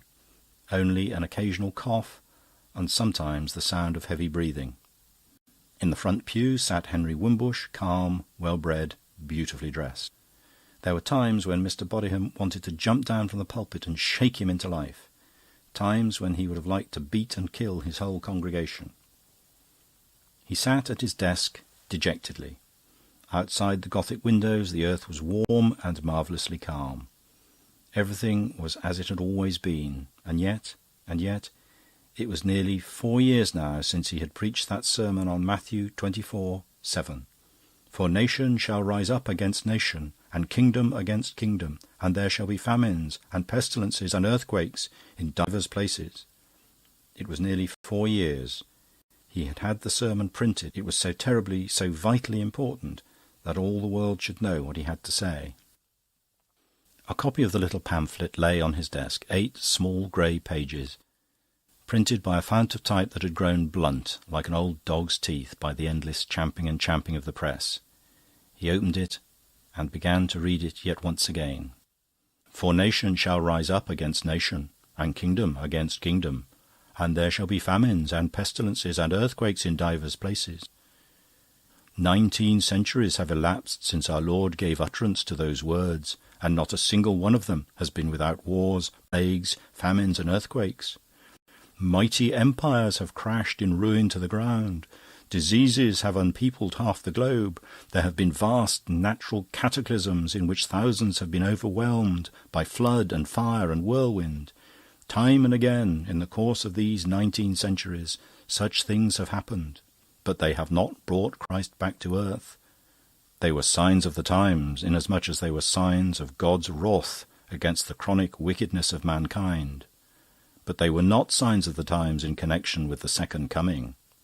If earnest Christians have regarded the present war as a true sign of the Lord's approaching return, it is not merely because it happens to be a great war involving the lives of millions of people, not merely because famine is tightening its grip on every country in Europe, not merely because disease of every kind, from syphilis to spotted fever, is rife among the warring nations. No, it is not for these reasons that we regard this war as a true sign of the times, but because in its origin and its progress it is marked by certain characteristics which seem to connect it almost beyond a doubt with the predictions in Christian prophecy relating to the second coming of the Lord. Let me enumerate the features of the present war which most clearly suggest that it is a sign foretelling the near approach of the second advent. Our Lord said that this gospel of the kingdom shall be preached in all the world for a witness unto all nations, and then shall the end come. Although it would be presumptuous for us to say what degree of evangelization will be regarded by God as sufficient, we may at least confidently hope that a century of unflagging missionary work has brought the fulfilment of this condition at any rate near. True, the larger number of the world's inhabitants have remained deaf to the preaching of the true religion, but that does not vitiate the fact that the gospel has been preached. For a witness to all unbelievers from the Papist to the Zulu, the responsibility for the continued prevalence of unbelief lies not with the preachers, but with those preached to. Again, it has been generally recognized that the drying up of the waters of the great river Euphrates, mentioned in the 16th chapter of Revelation, refers to the decay and extinction of Turkish power, and is a sign of the near approaching end of the world as we know it. The capture of Jerusalem and the successes in Mesopotamia are great strides forward in the destruction of the Ottoman Empire, though it must be admitted that the Gallipoli episode proved that the Turk still possesses a notable horn of strength. Historically speaking, this drying up of Ottoman power has been going on for the past century. The last 2 years have witnessed a great acceleration of the process, and there can be no doubt that complete desiccation is within sight. Closely following on the words concerning the drying up of the Euphrates comes the prophecy of Armageddon, that world war with which the second coming is to be so closely associated. Once begun, the world war can end only with the return of Christ, and his coming will be sudden and unexpected, like that of a thief in the night. Let us examine the facts. In history, exactly as in St. Paul's Gospel, the world war is immediately preceded by the drying up of the Euphrates, or the decay of Turkish power. This fact alone would be enough to connect the present conflict with the Armageddon of Revelation, and therefore to point to the near approach of the second advent. But further evidence of an even more solid and convincing nature can be adduced.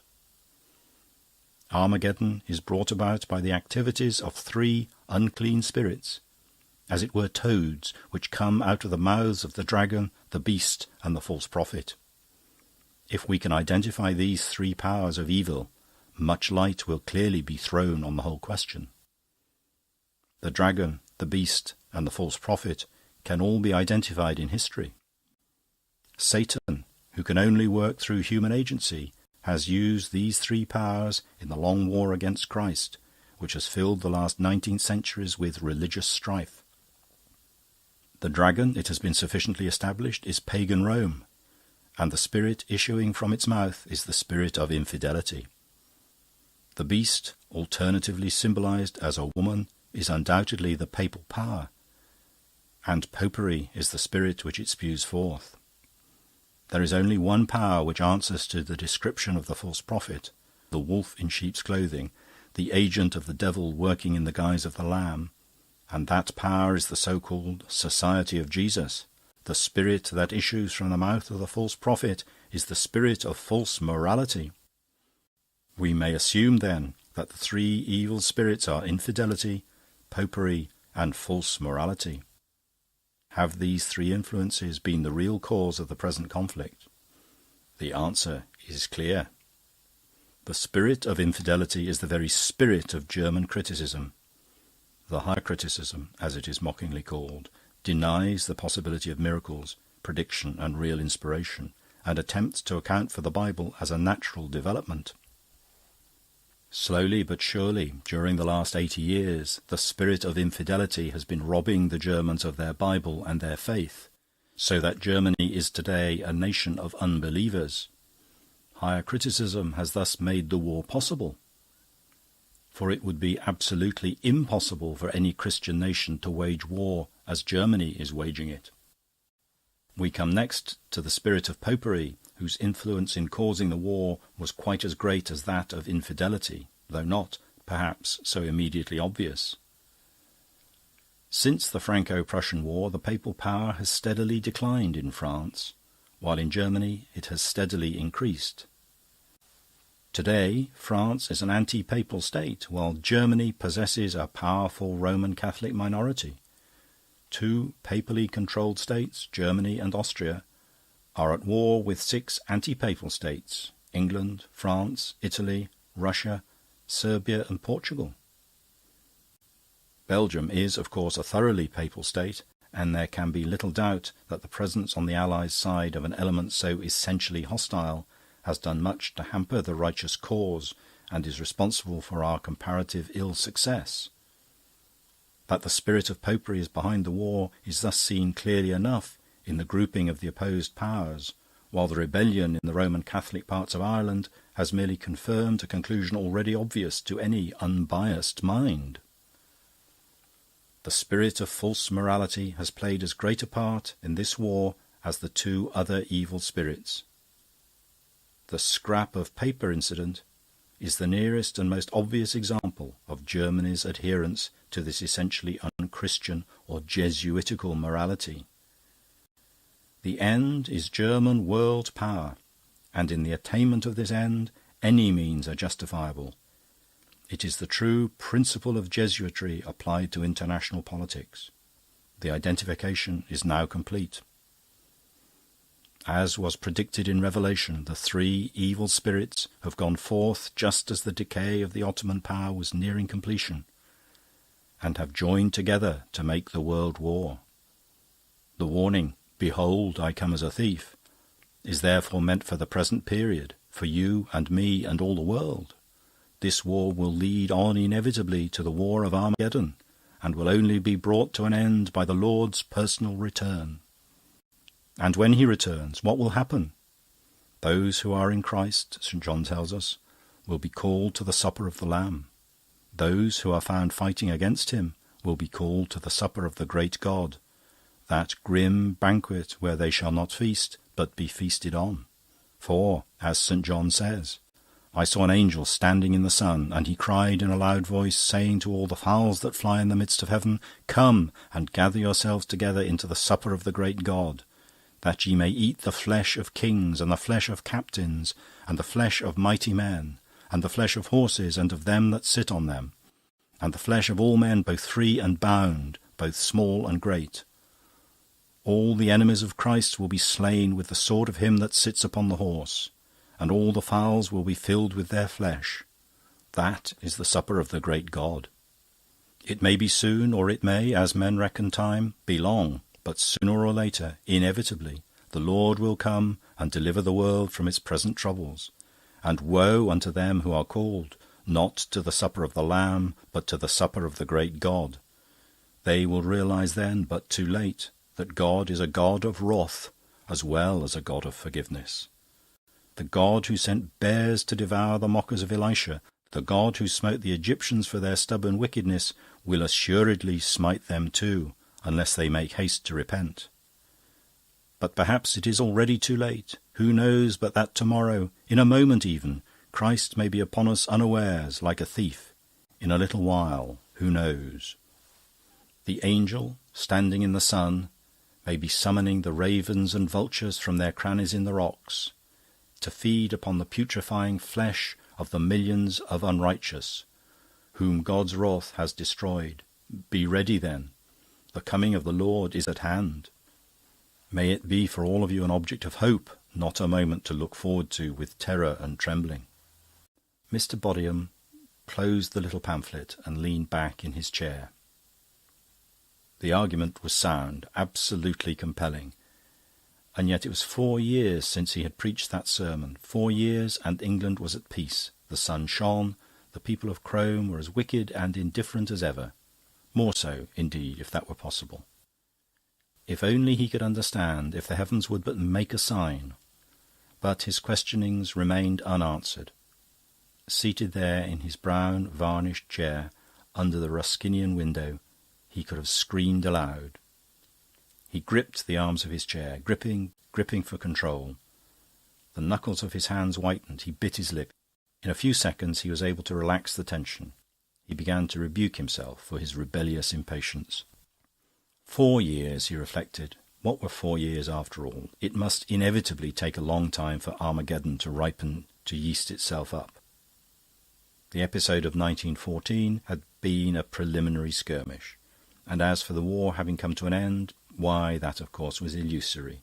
It was still going on, smouldering away in Silesia, in Ireland, in Anatolia. The discontent in Egypt and India was preparing the way, perhaps, for a great extension of the slaughter among the heathen peoples. The Chinese boycott of Japan and the rivalries of that country and America in the Pacific might be breeding a great new war in the East. The prospect, Mr. Bodiham tried to assure himself, was hopeful. The real, the genuine Armageddon might soon begin, and then, like a thief in the night. But in spite of all his comfortable reasoning, he remained unhappy, dissatisfied. 4 years ago he had been so confident. God's intention seemed then so plain. And now he did well to be angry. And now he suffered too.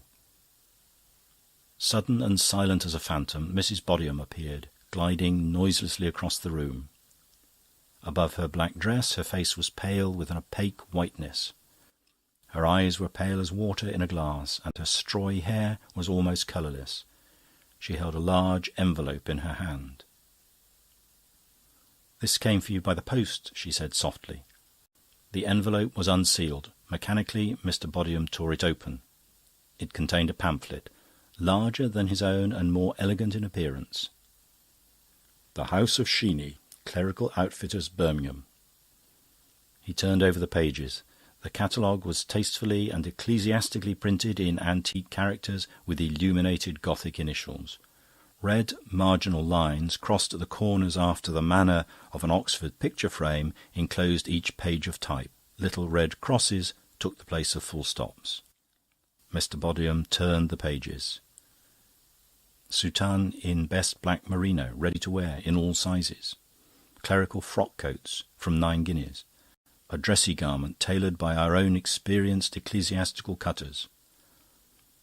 Half-tone illustrations represented young curates, some dapper, some Rugbeian and muscular, some with ascetic faces and large ecstatic eyes, dressed in jackets, in frock coats, in surplices, in clerical evening dress, in black Norfolk suitings.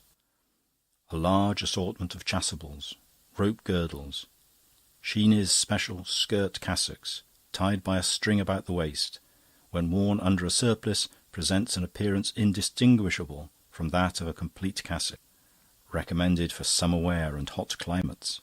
With a gesture of horror and disgust, Mr. Bodiham threw the catalogue into the waste-paper basket. Mrs. Bodiham looked at him. Her pale, glaucous eyes reflected his action without comment. "The village," she said in her quiet voice, "the village grows worse and worse every day." "What has happened now?" asked Mr. Bodiham, feeling suddenly very weary. "I'll tell you." She pulled up a brown varnished chair and sat down. In the village of Crome, it seemed, Sodom and Gomorrah had come to a second birth. End of chapter. Chapter 10. Denis did not dance, but when ragtime came squirting out of the pianola in gushes of treacle and hot perfume, in jets of Bengal light, then things began to dance inside him. Little black nigger corpuscles jigged and drummed in his arteries. He became a cage of movement, a walking palais de danse. It was very uncomfortable, like the preliminary symptoms of a disease.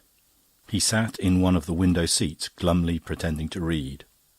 At the pianola, Henry Wimbush, smoking a long cigar through a tunnelled pillar of amber, trod out the shattering dance music with serene patience.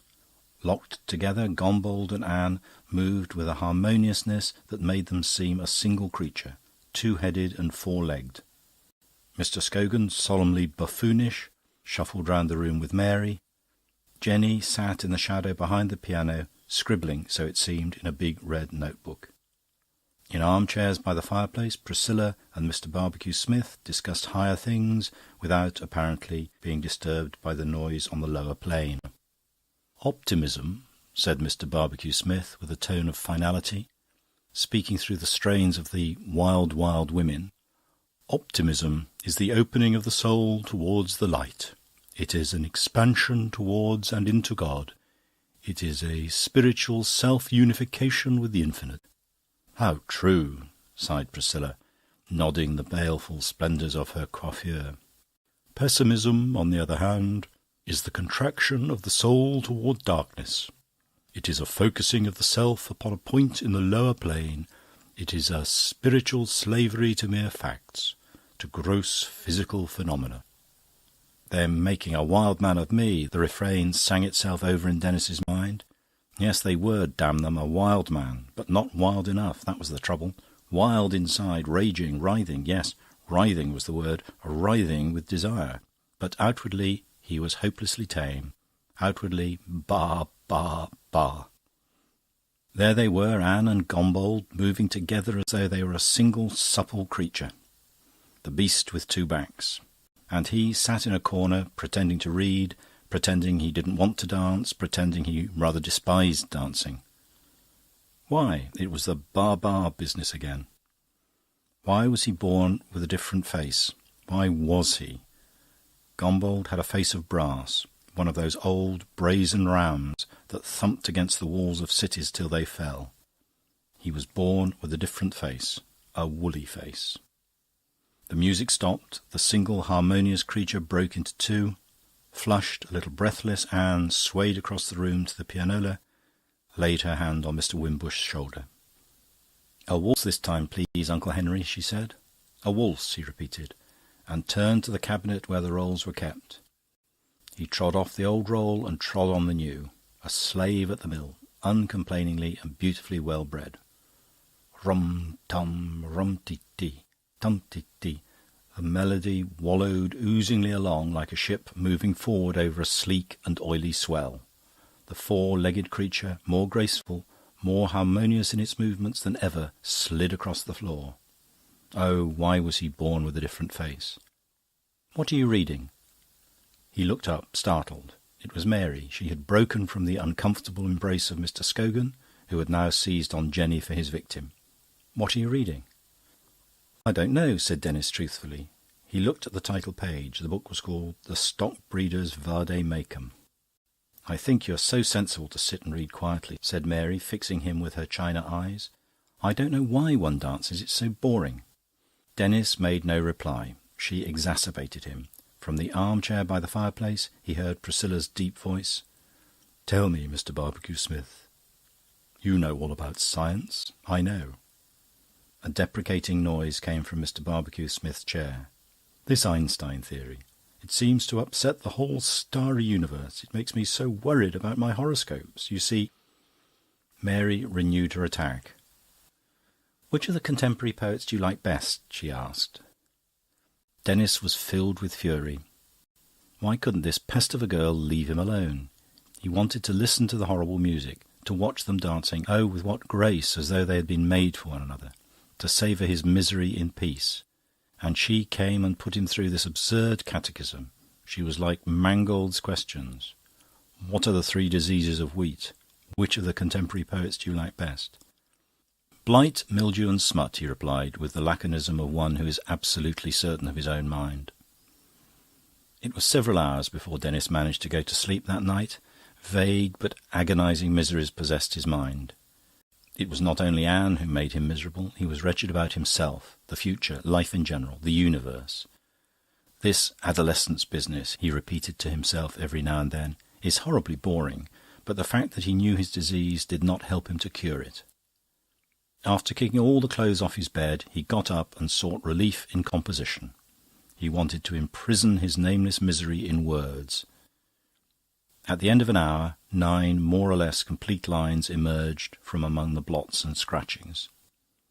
"I do not know what I desire when summer nights are dark and still, when the wind's many-voiced choir sleeps among the muffled branches. I long and know not what I will, and not a sound of life or laughter stanches time's black and silent flow. I do not know what I desire, I do not know. He read it through aloud, then threw the scribbled sheet into the waste-paper basket and got into bed again. In a very few minutes he was asleep. End of chapter. Chapter 11. Mr. Barbecue Smith was gone. The motor had whirled him away to the station. A faint smell of burning oil commemorated his recent departure. A considerable detachment had come into the courtyard to speed him on his way, and now they were walking back round the side of the house towards the terrace and the garden. They walked in silence. Nobody had yet ventured to comment on the departed guest. "Well," said Anne at last, turning with raised, inquiring eyebrows to Denis. Well, it was time for someone to begin. Denis declined the invitation. He passed it on to Mr. Scogan. "Well," he said. Mr. Scogan did not respond. He only repeated the question. "Well?" It was left for Henry Wimbush to make a pronouncement. "A very agreeable adjunct to the week-end," he said. His tone was obituary. They had descended, without paying much attention to where they were going, the steep yew-walk that went down under the flank of the terrace to the pool. The house towered above them, immensely tall, with the whole height of the built-up terrace added to its own 70 feet of brick façade. The perpendicular lines of the three towers soared up uninterrupted, enhancing the impression of height until it became overwhelming. They paused at the edge of the pool to look back. "The man who built this house knew his business," said Denis. "He was an architect." "Was he?" said Henry Wimbush reflectively. "I doubt it. The builder of this house was Sir Ferdinando Lapith, who flourished during the reign of Elizabeth. He inherited the estate from his father, to whom it had been granted at the time of the dissolution of the monasteries. For Crome was originally a cloister of monks, and this swimming pool their fish pond. Sir Ferdinando was not content merely to adapt the old monastic buildings to his own purposes, but using them as a stone quarry for his barns and byres and outhouses, he built for himself a grand new house of brick, the house you see now." He waved his hand in the direction of the house and was silent. Severe, imposing, almost menacing, Crome loomed down on them. "The great thing about Crome," said Mr. Scogan, seizing the opportunity to speak, "is the fact that it's so unmistakably and aggressively a work of art. It makes no compromise with nature, but affronts it and rebels against it. It has no likeness to Shelley's tower in the Epipsychidion, which, if I remember rightly, seems not now a work of human art, but as it were Titanic, in the heart of earth having assumed its form and grown out of the mountain from the living stone, lifting itself in caverns light and high. No, there isn't any nonsense of that sort about Crome. That the hovels of the peasantry should look as though they'd grown out of the earth, to which their inmates are attached, is right, no doubt, and suitable. But the house of an intelligent, civilised and sophisticated man should never seem to have sprouted from the clods. It should rather be an expression of his grand, unnatural remoteness from the cloddish life. Since the days of William Morris, that's a fact which we in England have been unable to comprehend. Civilised and sophisticated men have solemnly played at being peasants. Hence quaintness, arts and crafts, cottage architecture, and all the rest of it. In the suburbs of our cities you may see, reduplicated in endless rows, studiedly quaint imitations and adaptations of the village hovel. Poverty, ignorance, and a limited range of materials produce the hovel, which possesses undoubtedly, in suitable surroundings, its own, as it were, Titanic charm. We now employ our wealth, our technical knowledge, our rich variety of materials for the purpose of building millions of imitation hovels in totally unsuitable surroundings. Could imbecility go further? Henry Wimbush took up the thread of his interrupted discourse. "All that you say, my dear Scogan," he began, "is certainly very just, very true. But whether Sir Ferdinando shared your views about architecture, or if, indeed, he had any views about architecture at all, I very much doubt. In building this house, Sir Ferdinando was, as a matter of fact, preoccupied by only one thought: the proper placing of his privies. Sanitation was the one great interest of his life. In 1573 he even published on this subject a little book, now extremely scarce, called Certain Privy Councils, by one of Her Majesty's most honourable Privy Councils, F.L. Knight, in which the whole matter is treated with great learning and elegance. His guiding principle in arranging the sanitation of a house was to secure that the greatest possible distance should separate the privy from the sewage arrangements. Hence it followed inevitably that the privies were to be placed at the top of the house, being connected by vertical shafts with pits or channels in the ground. It must not be thought that Sir Ferdinando was moved only by material and merely sanitary considerations. For the placing of his privies in an exalted position he had also certain excellent spiritual reasons. For, he argues in the 3rd chapter of his Privy Councils, the necessities of nature are so base and brutish that in obeying them we are apt to forget that we are the noblest creatures of the universe.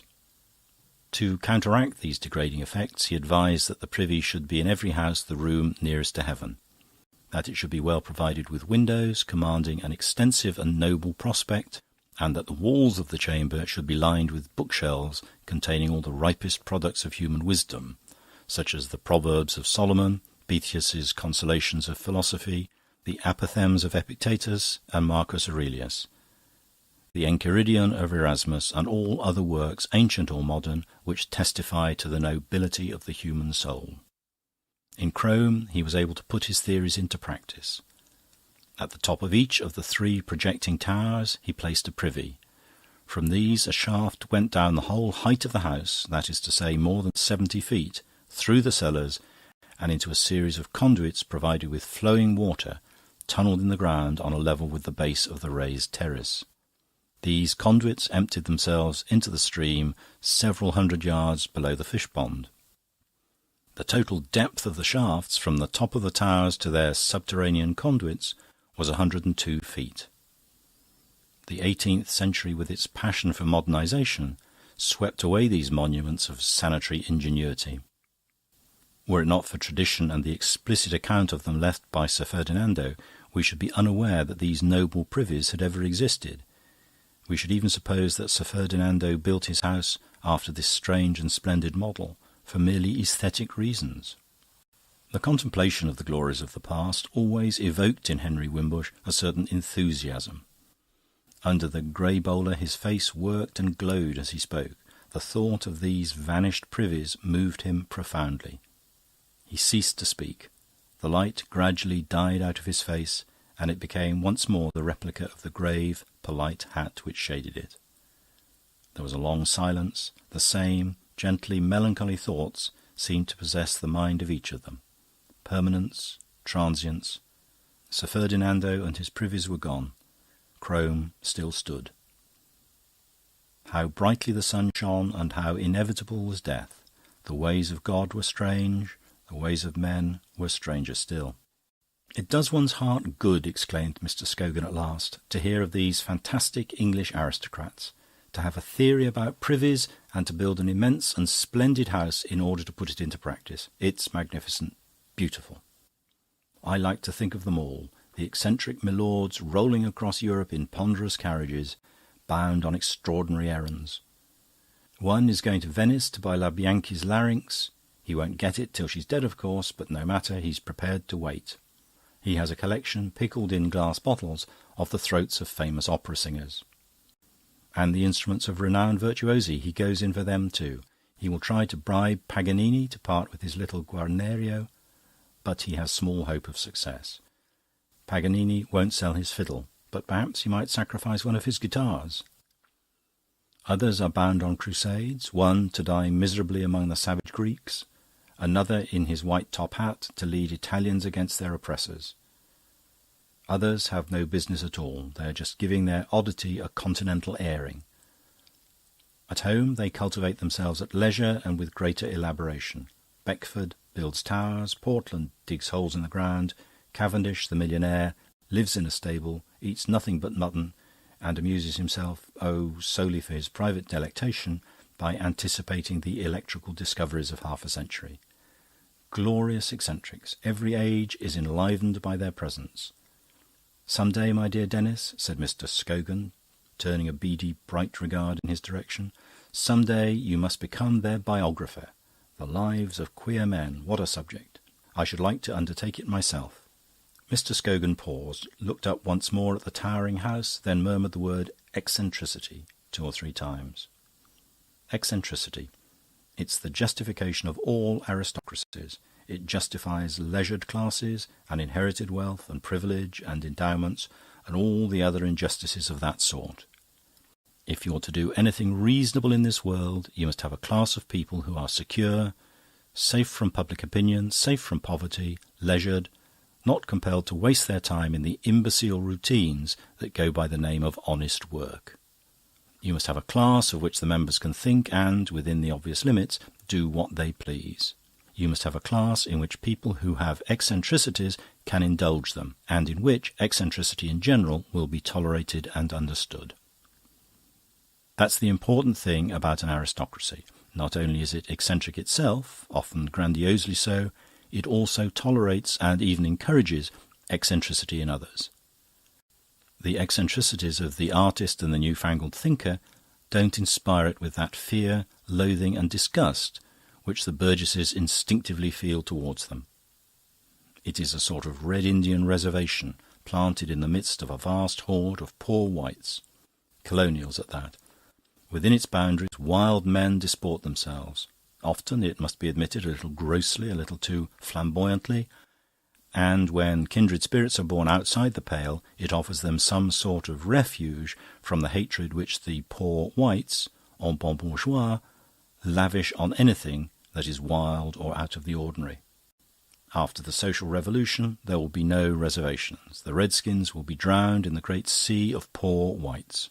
What then? Will they suffer you to go on writing villanelles, my good Denis? Will you, unhappy Henry, be allowed to live in this house of the splendid privies, to continue your quiet delving in the mines of futile knowledge? Will Anne...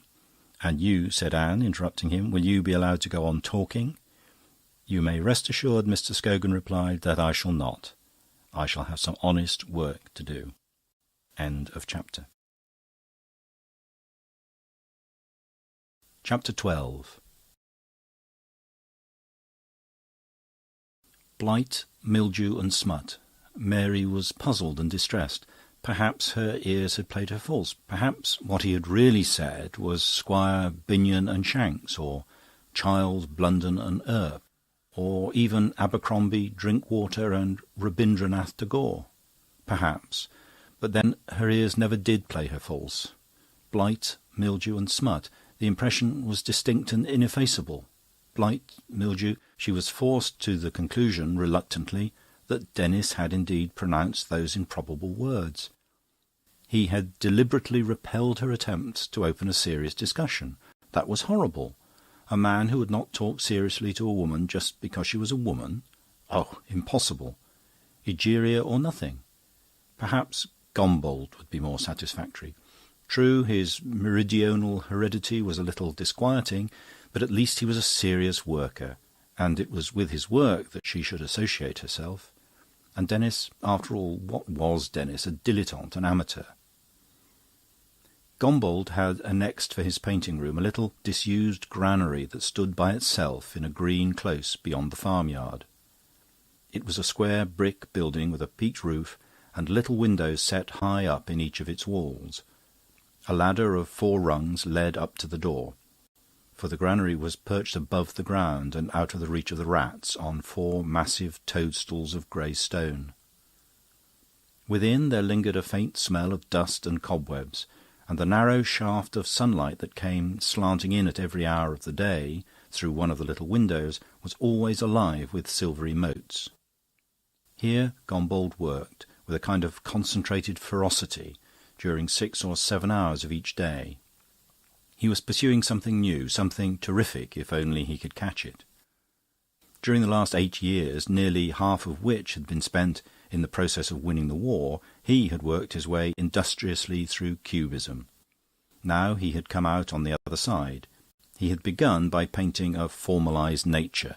Then, little by little, he had risen from nature into the world of pure form, till, in the end, he was painting nothing but his own thoughts, externalised in the abstract geometrical forms of the mind's devising.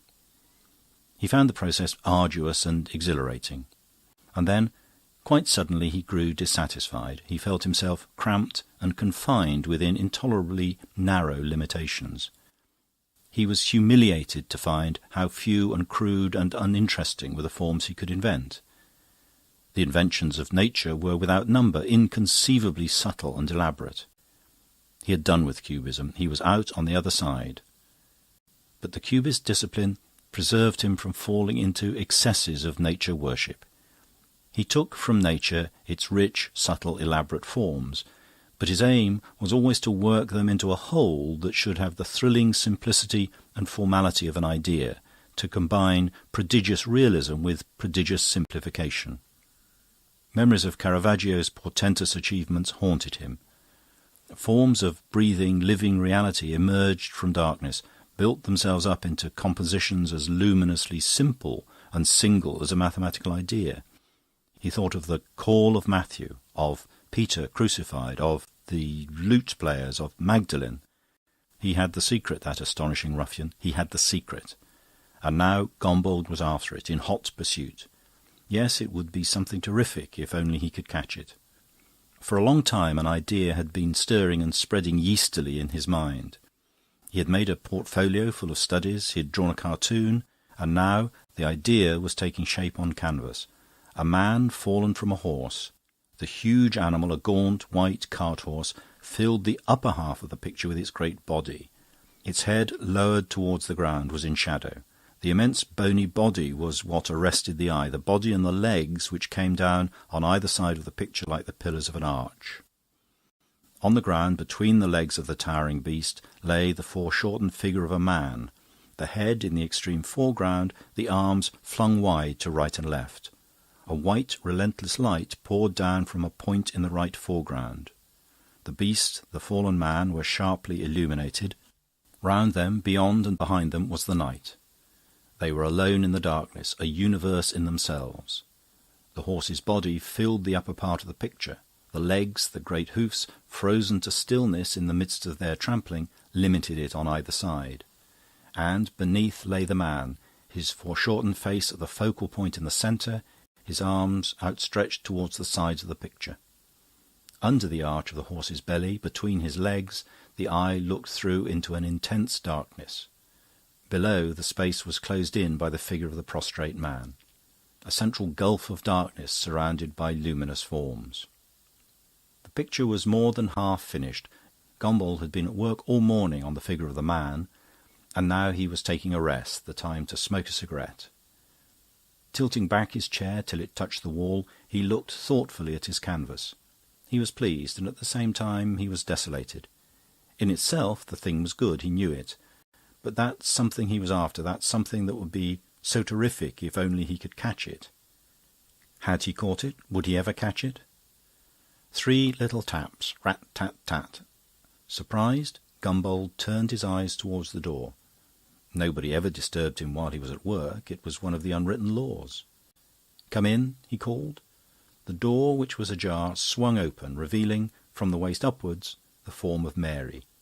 She had only dared to mount halfway up the ladder. If he didn't want her, retreat would be easier and more dignified than if she climbed to the top. "May I come in?" she asked. "Certainly." She skipped up the remaining 2 rungs and was over the threshold in an instant. "A letter came for you by second post," she said. "I thought it might be important, so I brought it out to you." Her eyes, her childish face, were luminously candid as she handed him the letter. There had never been a flimsier pretext. Gombauld looked at the envelope and put it in his pocket unopened. "Luckily," he said, "it isn't at all important. Thanks very much, all the same." There was a silence. Mary felt a little uncomfortable. "May I have a look at what you're painting?" she had the courage to say at last. Gombauld had only half smoked his cigarette. In any case, he wouldn't begin work again until he had finished. He would give her the 5 minutes that separated him from the bitter end. "This is the best place to see it from," he said. Mary looked at the picture for some time without saying anything. Indeed, she didn't know what to say. She was taken aback. She was at a loss. She had expected a Cubist masterpiece, and here was a picture of a man and a horse, not only recognisable as such, but even aggressively enjoying. Trompe-l'oeil, there was no other word to describe the delineation of that foreshortened figure under the trampling feet of the horse. What was she to think? What was she to say? Her orientations were gone. One could admire representationism in the old masters, obviously, but in a modern... At 18 she might have done so, but now, after 5 years of schooling among the best judges, her instinctive reaction to a contemporary piece of representation was contempt, an outburst of laughing disparagement. What could Gombauld be up to? She had felt so safe in admiring his work before, but now she didn't know what to think. It was very difficult, very difficult. "There's rather a lot of chiaroscuro, isn't there?" she ventured at last, and inwardly congratulated herself on having found a critical formula so gentle and at the same time so penetrating. "There is," Gombauld agreed. Mary was pleased. He accepted her criticism. It was a serious discussion. She put her head on one side and screwed up her eyes. "I think it's awfully fine," she said, "but of course it's a little too trompe-l'oeil for my taste." She looked at Gombauld, who made no response but continued to smoke, gazing meditatively all the time at his picture. Mary went on gaspingly. "When I was in Paris this spring, I saw a lot of Czuplinski. I admire his work so tremendously. Of course, it's frightfully abstract now, frightfully abstract and frightfully intellectual. He just throws a few oblongs onto his canvas, quite flat, you know, and painted in pure primary colours. But his design is wonderful. He's getting more and more abstract every day. He'd given up the third dimension when I was there and was just thinking of giving up the second. Soon, he says, there'll be just a blank canvas. That's the logical conclusion, complete abstraction. Painting's finished. He's finishing it. When he's reached pure abstraction, he's going to take up architecture. He says it's more intellectual than painting. Do you agree?" she asked, with a final gasp. Gombauld dropped his cigarette end and trod on it. "Czuplinski's finished painting," he said. "I've finished my cigarette, but I'm going on painting." And, advancing towards her, he put his arm round her shoulders and turned her round away from the picture. Mary looked at him, her hair swung back a soundless bell of gold. Her eyes were serene. She smiled. So the moment had come. His arm was round her. He moved slowly, almost imperceptibly, and she moved with him. It was a peripatetic embrace. "Do you agree with him?" she repeated. The moment might have come, but she would not cease to be intellectual, serious. "I don't know. I shall have to think about it." Gombauld loosened his embrace. His hand dropped from her shoulder. "Be careful going down the ladder," he added solicitously. Mary looked round, startled. They were in front of the open door. She remained standing there for a moment in bewilderment. The hand that had rested on her shoulders made itself felt lower down her back. It administered 3 or 4 kindly little smacks. Replying automatically to its stimulus, she moved forward. "Be careful going down the ladder," said Gombauld once more. She was careful. The door closed behind her, and she was alone in the little green close. She walked slowly back through the farmyard. She was pensive. End of chapter. Chapter 13. Henry Wimbush brought down with him to dinner a budget of printed sheets loosely bound together in a cardboard portfolio. "Today," he said, exhibiting it with a certain solemnity, "today I have finished the printing of my History of Crome. I helped to set up the type of the last page this evening." "The famous history!" cried Anne. The writing and printing of this magnum opus had been going on as long as she could remember. All her childhood long, Uncle Henry's history had been a vague and fabulous thing, often heard of and never seen. "It has taken me nearly 30 years," said Mr. Wimbush. 25 years of writing and nearly 4 of printing. And now it's finished.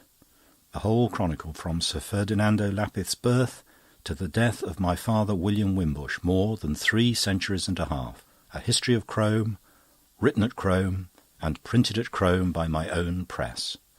"Shall we be allowed to read it now it's finished?" asked Denis. Mr. Wimbush nodded. "Certainly," he said. "And I hope you will not find it uninteresting," he added modestly.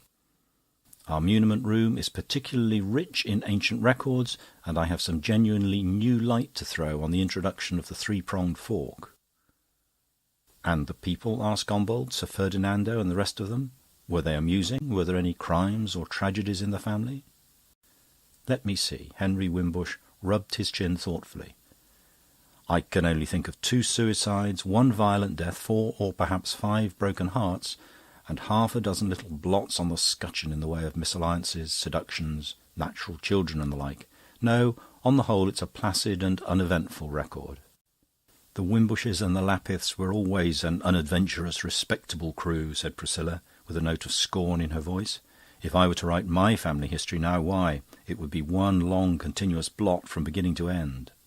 She laughed jovially and helped herself to another glass of wine.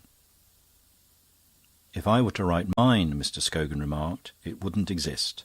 After the second generations, we Scogans are lost in the mists of antiquity."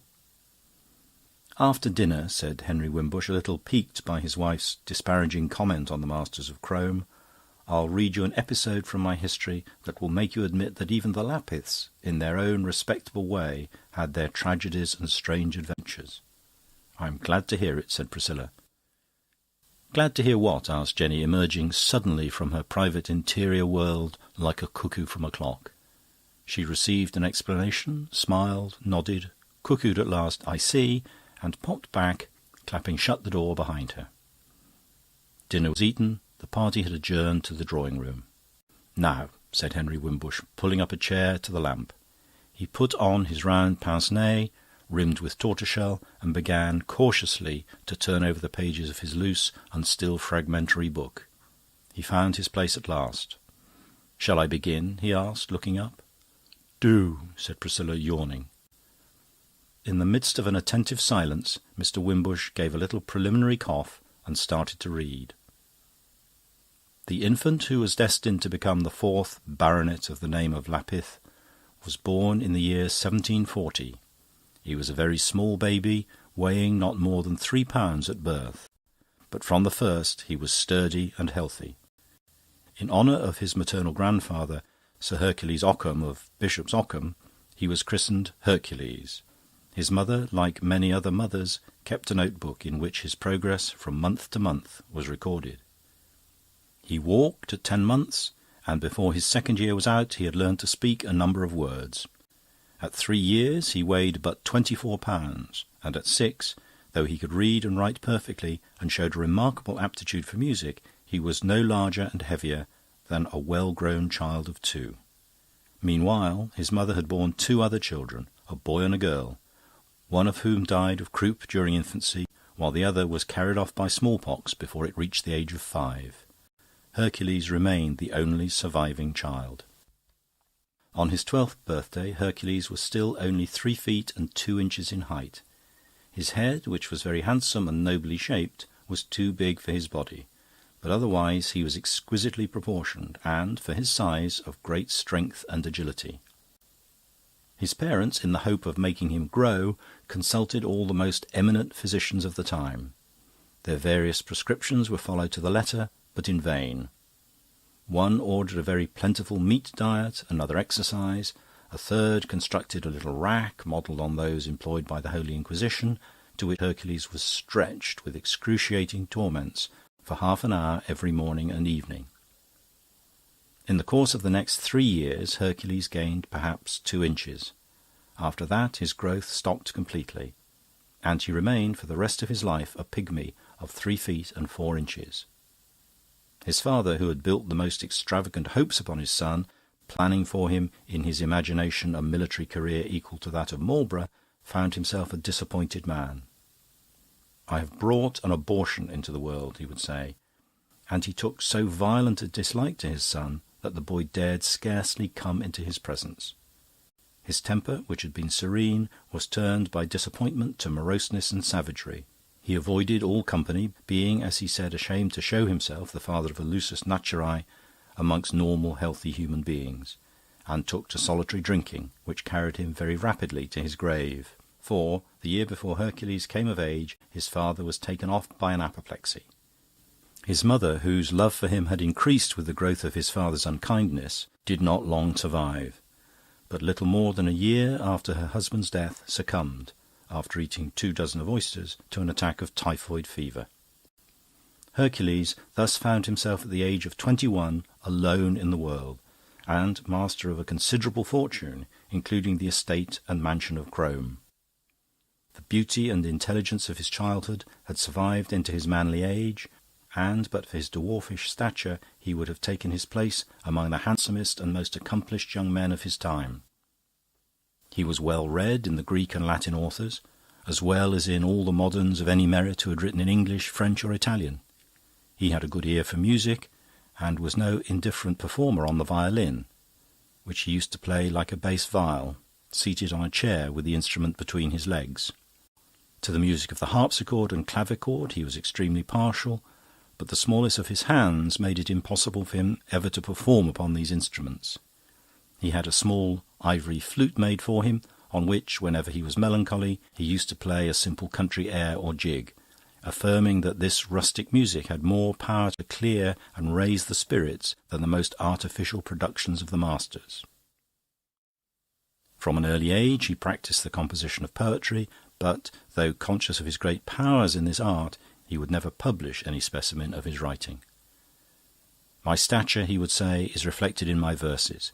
If the public were to read them, it would not be because I am a poet, but because I am a dwarf." Several manuscript books of Sir Hercules' poems survive. A single specimen will suffice to illustrate his qualities as a poet. In ancient days, while yet the world was young, ere Abraham fed his flocks or Homer sung, when blacksmith Tubal tamed creative fire, and Jabal dwelt in tents, and Jubal struck the lyre, flesh grown corrupt brought forth a monstrous birth, and obscene giants trod the shrinking earth, till God, impatient of their sinful brood, gave rein to wrath and drowned them in the flood. Teeming again, repeopled Tellus bore the lubber hero and the man of war, huge towers of brawn, topped with an empty skull, witlessly bold, heroically dull. Long ages passed, and man grown more refined, slighter in muscle but of vaster mind, smiled at his grandsire's broadsword, bow and bill, and learned to wield the pencil and the quill. The glowing canvas and the written page immortalized his name from age to age, his name emblazoned on fame's temple wall, for art grew great as humankind grew small. Thus man's long progress step by step we trace. The giant dies, the hero takes his place. The giant vile, the dull heroic block, at one we shudder and at one we mock. Man last appears. In him the soul's pure flame burns brightlier in a not inordinate frame. Of old, when heroes fought and giants swarmed, men were huge mounds of matter scarce informed. Wearied by leavening so vast a mass, the spirit slept, and all the mind was crass. The smaller carcass of these latter days is soon informed. The soul unwearied plays, and like a Pharaoh's darts abroad her mental rays. But can we think that Providence will stay man's footsteps here upon the upward way? Mankind in understanding and in grace advanced so far beyond the giant's race? Hence, impious thought, still, led by God's own hand, mankind proceeds towards the promised land. A time will come, prophetic, I descry remoter dawns along the gloomy sky, when happy mortals of a golden age will backwards turn the dark historic page, and, in our vaunted race of men, behold a form as gross, a mind as dead and cold as we in giants see, in warriors of old. A time will come when in the soul shall be from all superfluous matter wholly free, when the light body, agile as a fawn's, shall sport with grace along the velvet lawns. Nature's most delicate and final birth, mankind, perfected, shall possess the earth. But not yet, for still the giant's race, huge, though diminished, tramps the earth's fair face, gross and repulsive, yet perversely proud. Men of their imperfections boast aloud, vain of their bulk, of all they still retain, of giant ugliness, absurdly vain. At all that's small they point their stupid scorn, and, monsters, think themselves divinely born. Sad is the fate of those, sad indeed, the rare precursors of the nobler breed, who come man's golden glory to foretell, but pointing heavenwards, live themselves in hell. As soon as he came into the estate, Sir Hercules set about remodelling his household, for, though by no means ashamed of his deformity, indeed, if we may judge from the poem quoted above, he regarded himself as being in many ways superior to the ordinary race of man, he found the presence of full-grown men and women embarrassing. Realizing, too, that he must abandon all ambitions in the great world, he determined to retire absolutely from it, and to create, as it were, at Crome, a private world of his own, in which all should be proportionable to himself. Accordingly, he discharged all the old servants of the house and replaced them gradually, as he was able to find suitable successors, by others of dwarfish stature. In the course of a few years he had assembled about himself a numerous household, no member of which was above 4 feet high, and the smallest among them scarcely 2 feet and 6 inches. His father's dogs, such as setters, mastiffs, greyhounds, and a pack of beagles, he sold or gave away as too large and too boisterous for his house, replacing them by pugs and King Charles spaniels and whatever other breeds of dog were the smallest. His father's stable was also sold. For his own use, whether riding or driving, he had 6 black Shetland ponies, with 4 very choice piebald animals of New Forest breed. Having thus settled his household entirely to his own satisfaction, it only remained for him to find some suitable companion with whom to share his paradise. Sir Hercules had a susceptible heart, and had more than once, between the ages of 16 and 20, felt what it was to love. But here his deformity had been a source of the most bitter humiliation, for, having once dared to declare himself to a young lady of his choice, he had been received with laughter. On his persisting, she had picked him up and shaken him like an importunate child, telling him to run away and plague her no more. The story soon got about. Indeed, the young lady herself used to tell it as a particularly pleasant anecdote, and the taunts and mockery it occasioned were a source of the most acute distress to Hercules. From the poems written at this period, we gather that he meditated taking his own life. In course of time, however, he lived down this humiliation, but never again, though he often fell in love, and that very passionately, did he dare to make any advances to those in whom he was interested.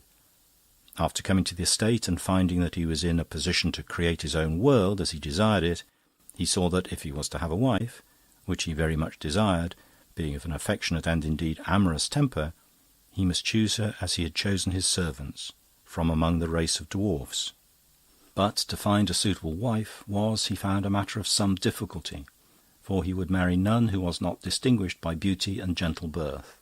The dwarfish daughter of Lord Bemborough he refused on the ground that besides being a pygmy, she was hunchbacked, while another young lady, an orphan belonging to a very good family in Hampshire, was rejected by him because her face, like that of so many dwarfs, was wizened and repulsive.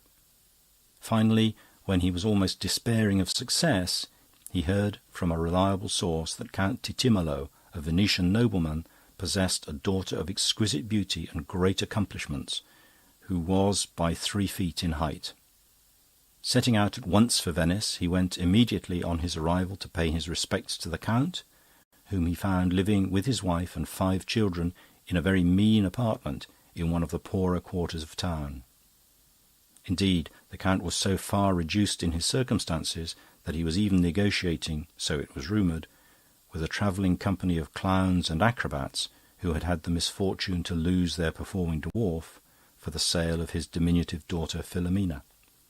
Sir Hercules arrived in time to save her from this untoward fate, for he was so much charmed by Philomena's grace and beauty that at the end of 3 days' courtship he made her a formal offer of marriage, which was accepted by her no less joyfully than by her father, who perceived in an English son-in-law a rich and unfailing source of revenue.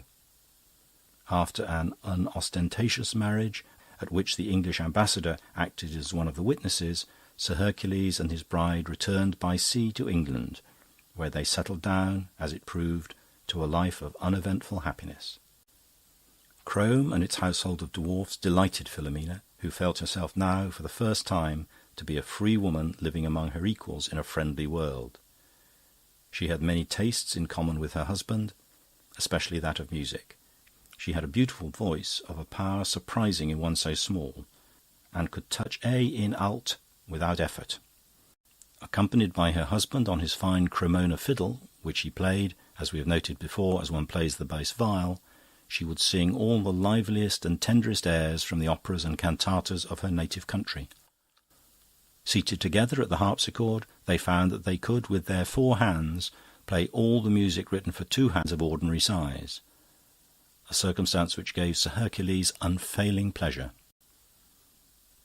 When they were not making music or reading together, which they often did, both in English and Italian, they spent their time in healthful outdoor exercises, sometimes rowing in a little boat on the lake, but more often riding or driving, occupations in which, because they were entirely new to her, Philomena especially delighted. When she had become a perfectly proficient rider, Philomena and her husband used often to go hunting in the park, at that time very much more extensive than it is now. They hunted not foxes nor hares, but rabbits, using a pack of about 30 black and fawn-coloured pugs, a kind of dog which, when not overfed, can course a rabbit as well as any of the smaller breeds. 4 dwarf grooms, dressed in scarlet liveries and mounted on white Exmoor ponies, hunted the pack, while their master and mistress, in green habits, followed either on the black Shetlands or on the piebald New Forest ponies. A picture of the whole hunt, dogs, horses, grooms and masters, was painted by William Stubbs, whose work Sir Hercules admired so much that he invited him, though a man of ordinary stature, to come and stay at the mansion for the purpose of executing this picture. Stubbs likewise painted a portrait of Sir Hercules and his lady driving in their green enamelled calash, drawn by 4 black Shetlands. Sir Hercules wears a plum-coloured velvet coat and white breeches. Philomena is dressed in flowered muslin and a very large hat with pink feathers. The 2 figures in their gay carriage stand out sharply against a dark background of trees. But to the left of the picture the trees fall away and disappear, so that the 4 black ponies are seen against a pale and strangely lurid sky that has the golden-brown colour of thunderclouds lighted up by the sun. In this way 4 years passed happily by. At the end of that time Philomena found herself great with child. Sir Hercules was overjoyed. "If God is good," he wrote in his daybook, "the name of Lapith will be preserved, and our rarer and more delicate race transmitted through the generations, until, in the fullness of time, the world shall recognise the superiority of those beings whom now it uses to make mock of." On his wife's being brought to bed of a son, he wrote a poem to the same effect. The child was christened Ferdinando in memory of the builder of the house. With the passage of the months, a certain sense of disquiet began to invade the minds of Sir Hercules and his lady, for the child was growing with an extraordinary rapidity. At a year he weighed as much as Hercules had weighed when he was 3. "Ferdinando grows crescendo," wrote Philomena in her diary. "It seems not natural." At 18 months the baby was almost as tall as their smallest jockey, who was a man of 36. Could it be that Ferdinando was destined to become a man of the normal, gigantic dimensions? It was a thought to which neither of his parents dared yet give open utterance, but in the secrecy of their respective diaries they brooded over it in terror and dismay. On his 3rd birthday Ferdinando was taller than his mother, and not more than a couple of inches short of his father's height. "Today, for the first time," wrote Sir Hercules, "we discussed the situation. The hideous truth can be concealed no longer. Ferdinando is not one of us. On this, his 3rd birthday, a day when we should have been rejoicing at the health, the strength and beauty of our child, we wept together over the ruin of our happiness. God give us strength to bear this cross." At the age of 8, Ferdinando was so large and so exuberantly healthy that his parents decided, though reluctantly, to send him to school. He was packed off to Eton at the beginning of the next half. A profound peace settled upon the house. Ferdinando returned for the summer holidays, larger and stronger than ever. One day he knocked down the butler and broke his arm. "He is rough, inconsiderate, unamenable to persuasion," wrote his father. "The only thing that will teach him manners is corporal chastisement." Ferdinando, who at this age was already 17 inches taller than his father, received no corporal chastisement. One summer holidays, about 3 years later, Ferdinando returned to Crome, accompanied by a very large mastiff dog. He had bought it from an old man at Windsor who had found the beast too expensive to feed. It was a savage, unreliable animal. Hardly had it entered the house when it attacked one of Sir Hercules' favourite pugs, seizing the creature in its jaws and shaking it till it was nearly dead. Extremely put out by this occurrence, Sir Hercules ordered that the beast should be chained up in the stable yard.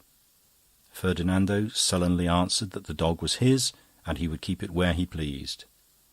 His father, growing angry, bade him take the animal out of the house at once, on pain of his utmost displeasure. Ferdinando refused to move.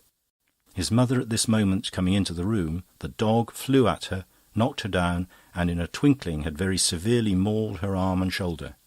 In another instant it must infallibly have had her by the throat, had not Sir Hercules drawn his sword and stabbed the animal to the heart.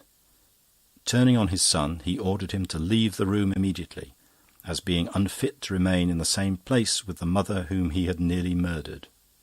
So awe-inspiring was the spectacle of Sir Hercules standing with one foot on the carcass of the giant dog, his sword drawn and still bloody, so commanding were his voice, his gestures, and the expression of his face, that Ferdinando slunk out of the room in terror, and behaved himself for all the rest of the vacation in an entirely exemplary fashion. His mother soon recovered from the bites of the mastiff, but the effect on her mind of this adventure was ineradicable. From that time forth she lived always among imaginary terrors. The 2 years which Ferdinando spent on the Continent, making the grand tour, were a period of happy repose for his parents. But even now the thought of the future haunted them, nor were they able to solace themselves with all the diversions of their younger days. The Lady Philomena had lost her voice, and Sir Hercules was grown too rheumatical to play the violin. He, it is true, still rode after his pugs, but his wife felt herself too old and, since the episode of the mastiff, too nervous for such sports. At most, to please her husband, she would follow the hunt at a distance in a little gig drawn by the safest and oldest of the Shetlands. The day fixed for Ferdinando's return came round.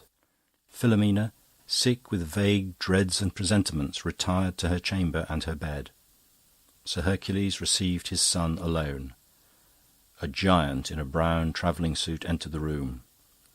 "Welcome home, my son," said Sir Hercules in a voice that trembled a little. "I hope I see you well, sir." Ferdinando bent down to shake hands, then straightened himself up again. The top of his father's head reached to the level of his hip. Ferdinando had not come alone. 2 friends of his own age accompanied him, and each of the young men had brought a servant. Not for 30 years had Crome been desecrated by the presence of so many members of the common race of men. Sir Hercules was appalled and indignant, but the laws of hospitality had to be obeyed. He received the young gentlemen with grave politeness and sent the servants to the kitchen, with orders that they should be well cared for. The old family dining table was dragged out into the light and dusted. Sir Hercules and his lady were accustomed to dine at a small table 20 inches high. Simon, the aged butler, who could only just look over the edge of the big table, was helped at supper by the 3 servants brought by Ferdinando and his guests. Sir Hercules presided, and, with his usual grace, supported a conversation on the pleasures of foreign travel, the beauties of art and nature to be met with abroad, the opera at Venice, the singing of the orphans in the churches of the same city, and on other topics of similar nature. The young men were not particularly attentive to his discourses. They were occupied in watching the efforts of the butler to change the plates and replenish the glasses. They covered their laughter by violent and repeated fits of coughing or choking. Sir Hercules affected not to notice, but changed the subject of the conversation to sport. Upon this, one of the young men asked whether it was true, as he had heard, that he used to hunt the rabbit with a pack of pug dogs. Sir Hercules replied that it was, and proceeded to describe the chase in some detail. The young men roared with laughter. When supper was over, Sir Hercules climbed down from his chair and, giving as his excuse that he must see how his lady did, bade them good night. The sound of laughter followed him up the stairs. Philomena was not asleep. She had been lying on her bed, listening to the sound of enormous laughter and the tread of strangely heavy feet on the stairs and along the corridors. Sir Hercules drew a chair to her bedside and sat there for a long time in silence, holding his wife's hand and sometimes gently squeezing it. At about 10 o'clock they were startled by a violent noise. There was a breaking of glass, a stamping of feet, with an outburst of shouts and laughter. The uproar continuing for several minutes, Sir Hercules rose to his feet and, in spite of his wife's entreaties, prepared to go and see what was happening. There was no light on the staircase, and Sir Hercules groped his way down cautiously, lowering himself from stair to stair and standing for a moment on each tread before adventuring on a new step.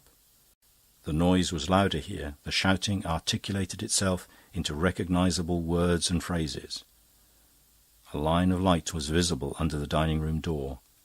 Sir Hercules tiptoed across the hall towards it. Just as he approached the door, there was another terrific crash of breaking glass and jangled metal. What could they be doing? Standing on tiptoe, he managed to look through the keyhole. In the middle of the ravaged table, old Simon, the butler, so primed with drink that he could scarcely keep his balance, was dancing a jig. His feet crunched and tinkled among the broken glass, and his shoes were wet with spilt wine. The three young men sat round, thumping the table with their hands or with the empty wine bottles, shouting and laughing encouragement. The three servants, leaning against the wall, laughed too. Ferdinando suddenly threw a handful of walnuts at the dancer's head, which so dazed and surprised the little man that he staggered and fell down on his back, upsetting a decanter and several glasses. They raised him up, gave him some brandy to drink, thumped him on the back. The old man smiled and hiccuped. "Tomorrow," said Ferdinando, "we'll have a concerted ballet of the whole household, with Father Hercules wearing his club and lion-skin," added one of his companions, and all three roared with laughter. Sir Hercules would look and listen no further. He crossed the hall once more and began to climb the stairs, lifting his knees painfully high at each degree. This was the end. There was no place for him now in the world, no place for him and Ferdinando together. His wife was still awake. To her questioning glance he answered, "They are making a mock of old Simon. Tomorrow it will be our turn." They were silent for a time. At last Philomena said, "I do not want to see tomorrow." "It is better not," said Sir Hercules. Going into his closet, he wrote in his day-book a full and particular account of all the events of the evening. While he was still engaged in this task, he rang for a servant and ordered hot water and a bath to be made ready for him at 11 o'clock. When he had finished writing, he went into his wife's room and, preparing a dose of opium 20 times as strong as that which she was accustomed to take when she could not sleep, he brought it into her, saying, "Here is your sleeping draught." Philomena took the glass and lay for a little time, but did not drink immediately. The tears came into her eyes. "Do you remember the songs we used to sing, sitting out there sulla terrazza in the summer-time?" She began singing softly in her ghost of a cracked voice a few bars from Stradella's Amor, amor, non dormir più. "And you playing the violin. It seems such a short time ago, and yet so long, long, long. Addio, amore, arrivederci." She drank off the draught and, lying back on the pillow, closed her eyes. Sir Hercules kissed her hand and tiptoed away, as though he were afraid of waking her. He returned to his closet, and, having recorded his wife's last words to him, he poured into his bath the water that had been brought up in accordance with his orders. The water being too hot for him to get into the bath at once, he took down from the shelf his copy of Suetonius. He wished to read how Seneca had died. He opened the book at random.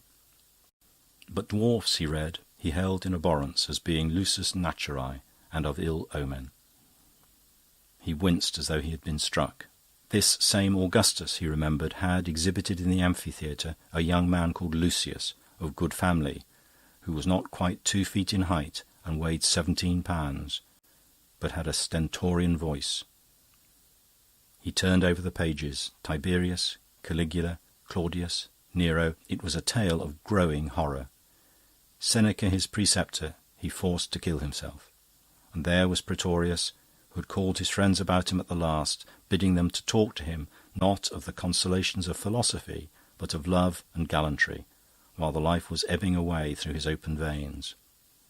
Dipping his pen once more in the ink, he wrote on the last page of his diary, "He died a Roman death." Then, putting the toes of one foot into the water, and finding that it was not too hot, he threw off his dressing-gown and, taking a razor in his hand, sat down in the bath. With one deep cut, he severed the artery in his left wrist, then lay back and composed his mind to meditation. The blood oozed out, floating through the water in dissolving wreaths and spirals.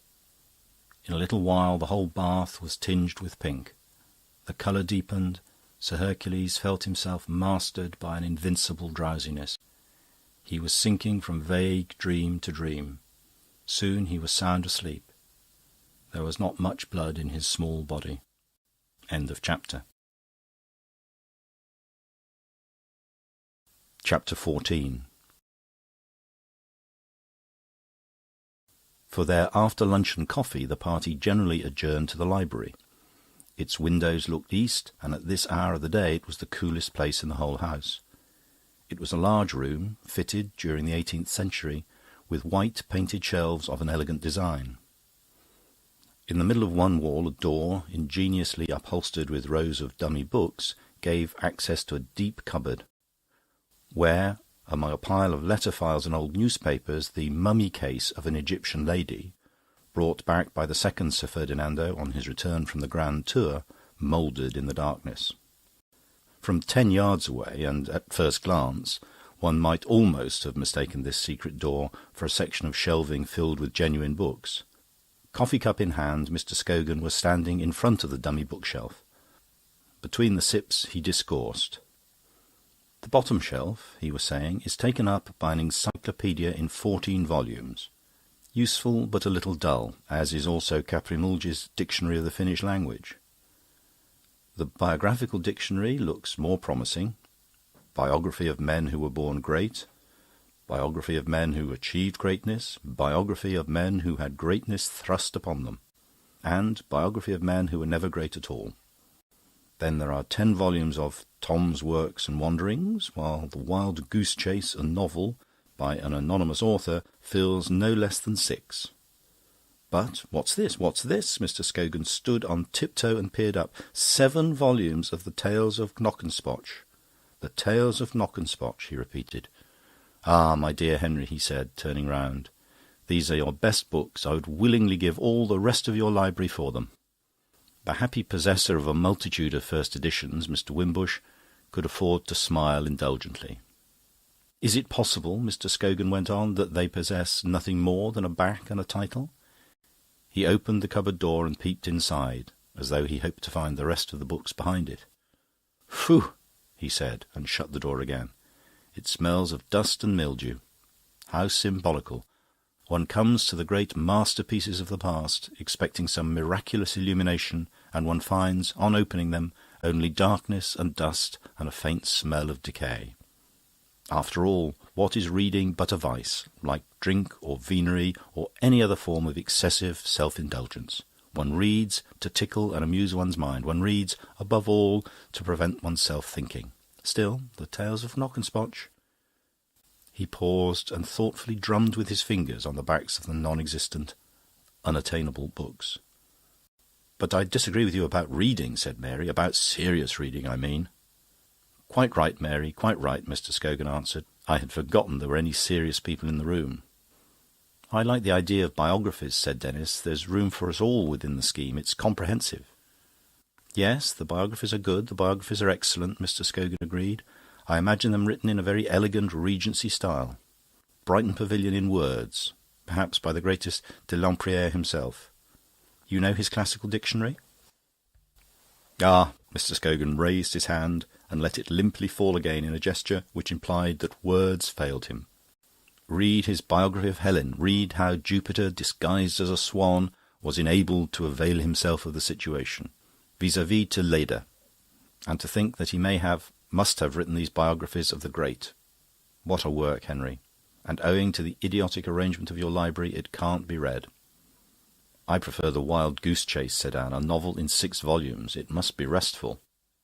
"Restful," Mr. Scogan repeated. "You've hit on the right word. A Wild Goose Chase is sound, but a bit old-fashioned. Pictures of clerical life in the 50s, you know, specimens of the landed gentry, peasants for pathos and comedy. And in the background, always the picturesque beauties of nature soberly described. All very good and solid, but, like certain puddings, just a little dull. Personally, I like much better the notion of Tom's Works and Wanderings. The eccentric Mr. Tom of Tom's Hill. Old Tom, as his intimates used to call him. He spent 10 years in Tibet organising the clarified butter industry on modern European lines, and was able to retire at 36 with a handsome fortune. The rest of his life he devoted to travel and ratiocination. Here is the result." Mr. Scogan tapped the dummy books. "And now we come to the Tales of Knockespotch. What a masterpiece, and what a great man! Knockespotch knew how to write fiction. Ah, Denis, if you could only read Knockespotch, you wouldn't be writing a novel about the wearisome development of a young man's character. You wouldn't be describing in endless fastidious detail cultured life in Chelsea and Bloomsbury and Hampstead. You would be trying to write a readable book. But then, alas, owing to the peculiar arrangement of our host's library, you will never read Knockespotch." "Nobody could regret the fact more than I do," said Denis. "It was Knockespotch," Mr. Scogan continued, "the great Knockespotch, who delivered us from the dreary tyranny of the realistic novel. My life," Knockespotch said, "is not so long that I can afford to spend precious hours writing or reading descriptions of middle-class interiors." He said again, "I am tired of seeing the human mind bogged in a social plenum. I prefer to paint it in a vacuum, freely and sportively bombinating." "I say," said Gombauld, "Knockespotch was a little obscure sometimes, wasn't he?" "He was," Mr. Scogan replied, "and with intention. It made him seem even profounder than he actually was. But it was only in his aphorisms that he was so dark and oracular. In his tales he was always luminous. Oh, those tales, those tales! How shall I describe them? Fabulous characters shoot across his pages like gaily dressed performers on the trapeze. There are extraordinary adventures and still more extraordinary speculations. Intelligences and emotions, relieved of all the imbecile preoccupations of civilized life, move in intricate and subtle dances, crossing and recrossing, advancing, retreating, impinging. An immense erudition and an immense fancy go hand in hand. All the ideas of the present and of the past, on every possible subject, bob up among the tales, smile gravely or grimace at a caricature of themselves, then disappear to make place for something new. The verbal surface of his writing is rich and fantastically diversified. The wit is incessant. But couldn't you give us a specimen?" Denis broke in. "A concrete example?" "Alas," Mr. Scogan replied, "Knockespotch's great book is like the sword Excalibur. It remains stuck fast in this door, awaiting the coming of a writer with genius enough to draw it forth. I am not even a writer. I am not so much as qualified to attempt the task. The extraction of Knockespotch from this wooden prison I leave, my dear Denis, to you." "Thank you," said Denis. End of chapter. Chapter 15. In the time of the amiable Brantome, Mr. Scogan was saying, every debutante at the French court was invited to dine at the king's table, where she was served with wine in a handsome silver cup of Italian workmanship. It was no ordinary cup, this goblet of the debutantes, for inside it had been most curiously and ingeniously engraved with a series of very lively amorous scenes. With each draught that the young lady swallowed, these engravings became increasingly visible, and the court looked on with interest every time she put her nose in the cup, to see whether she blushed at what the ebbing wine revealed.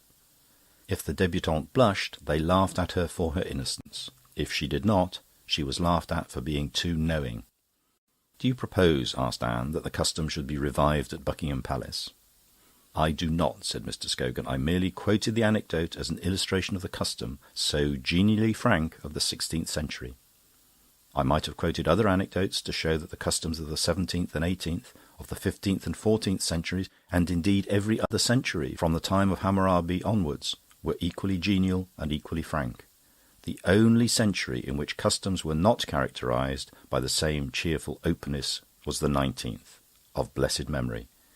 It was the astonishing exception, and yet, with what one must suppose was a deliberate disregard of history, it looked upon its horribly pregnant silences as normal and natural and right. The frankness of the previous 15 or 20,000 years was considered abnormal and perverse. It was a curious phenomenon. "I entirely agree," Mary panted with excitement in her effort to bring out what she had to say. "Havelock Ellis says..."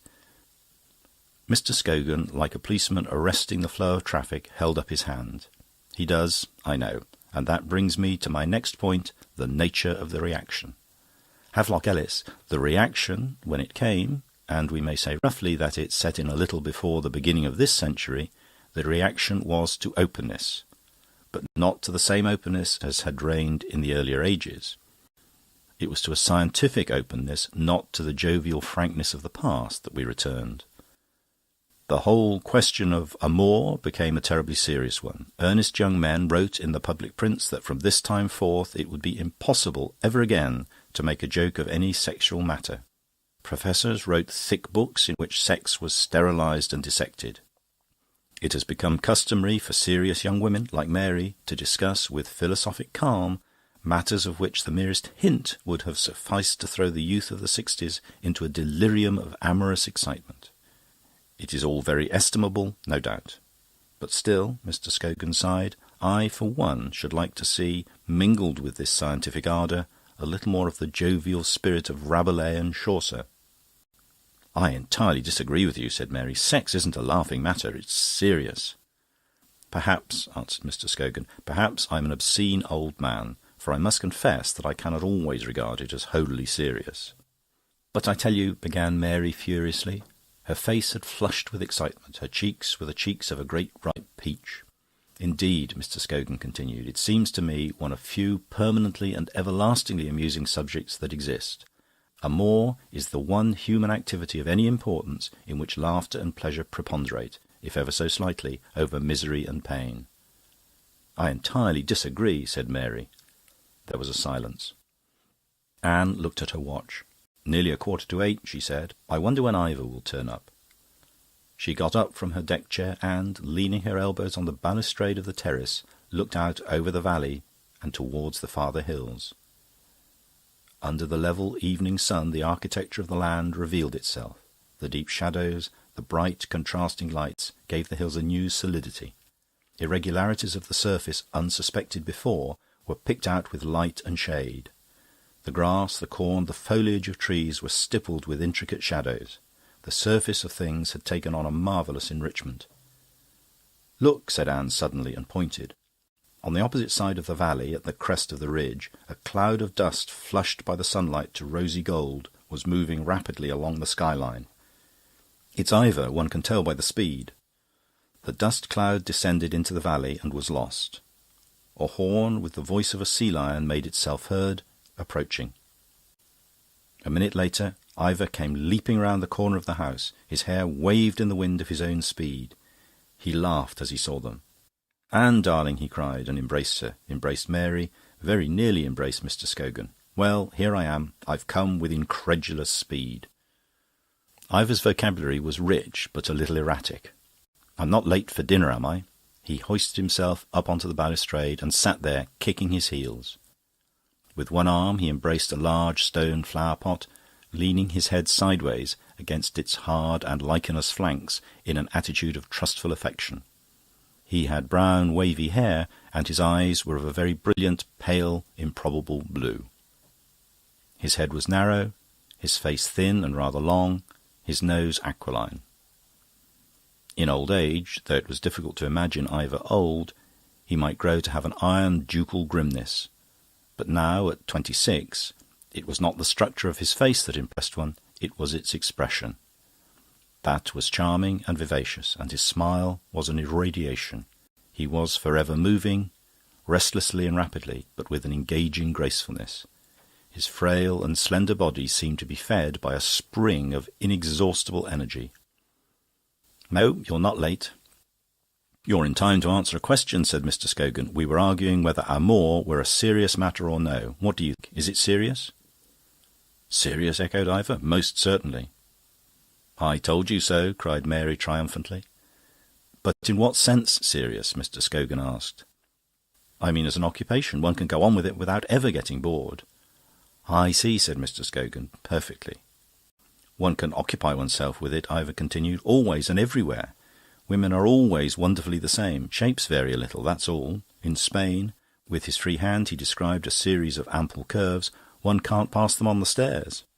In England, he put the tip of his forefinger against the tip of his thumb and, lowering his hand, drew out this circle into an imaginary cylinder. In England, they're tubular, but their sentiments are always the same. At least, I've always found it so."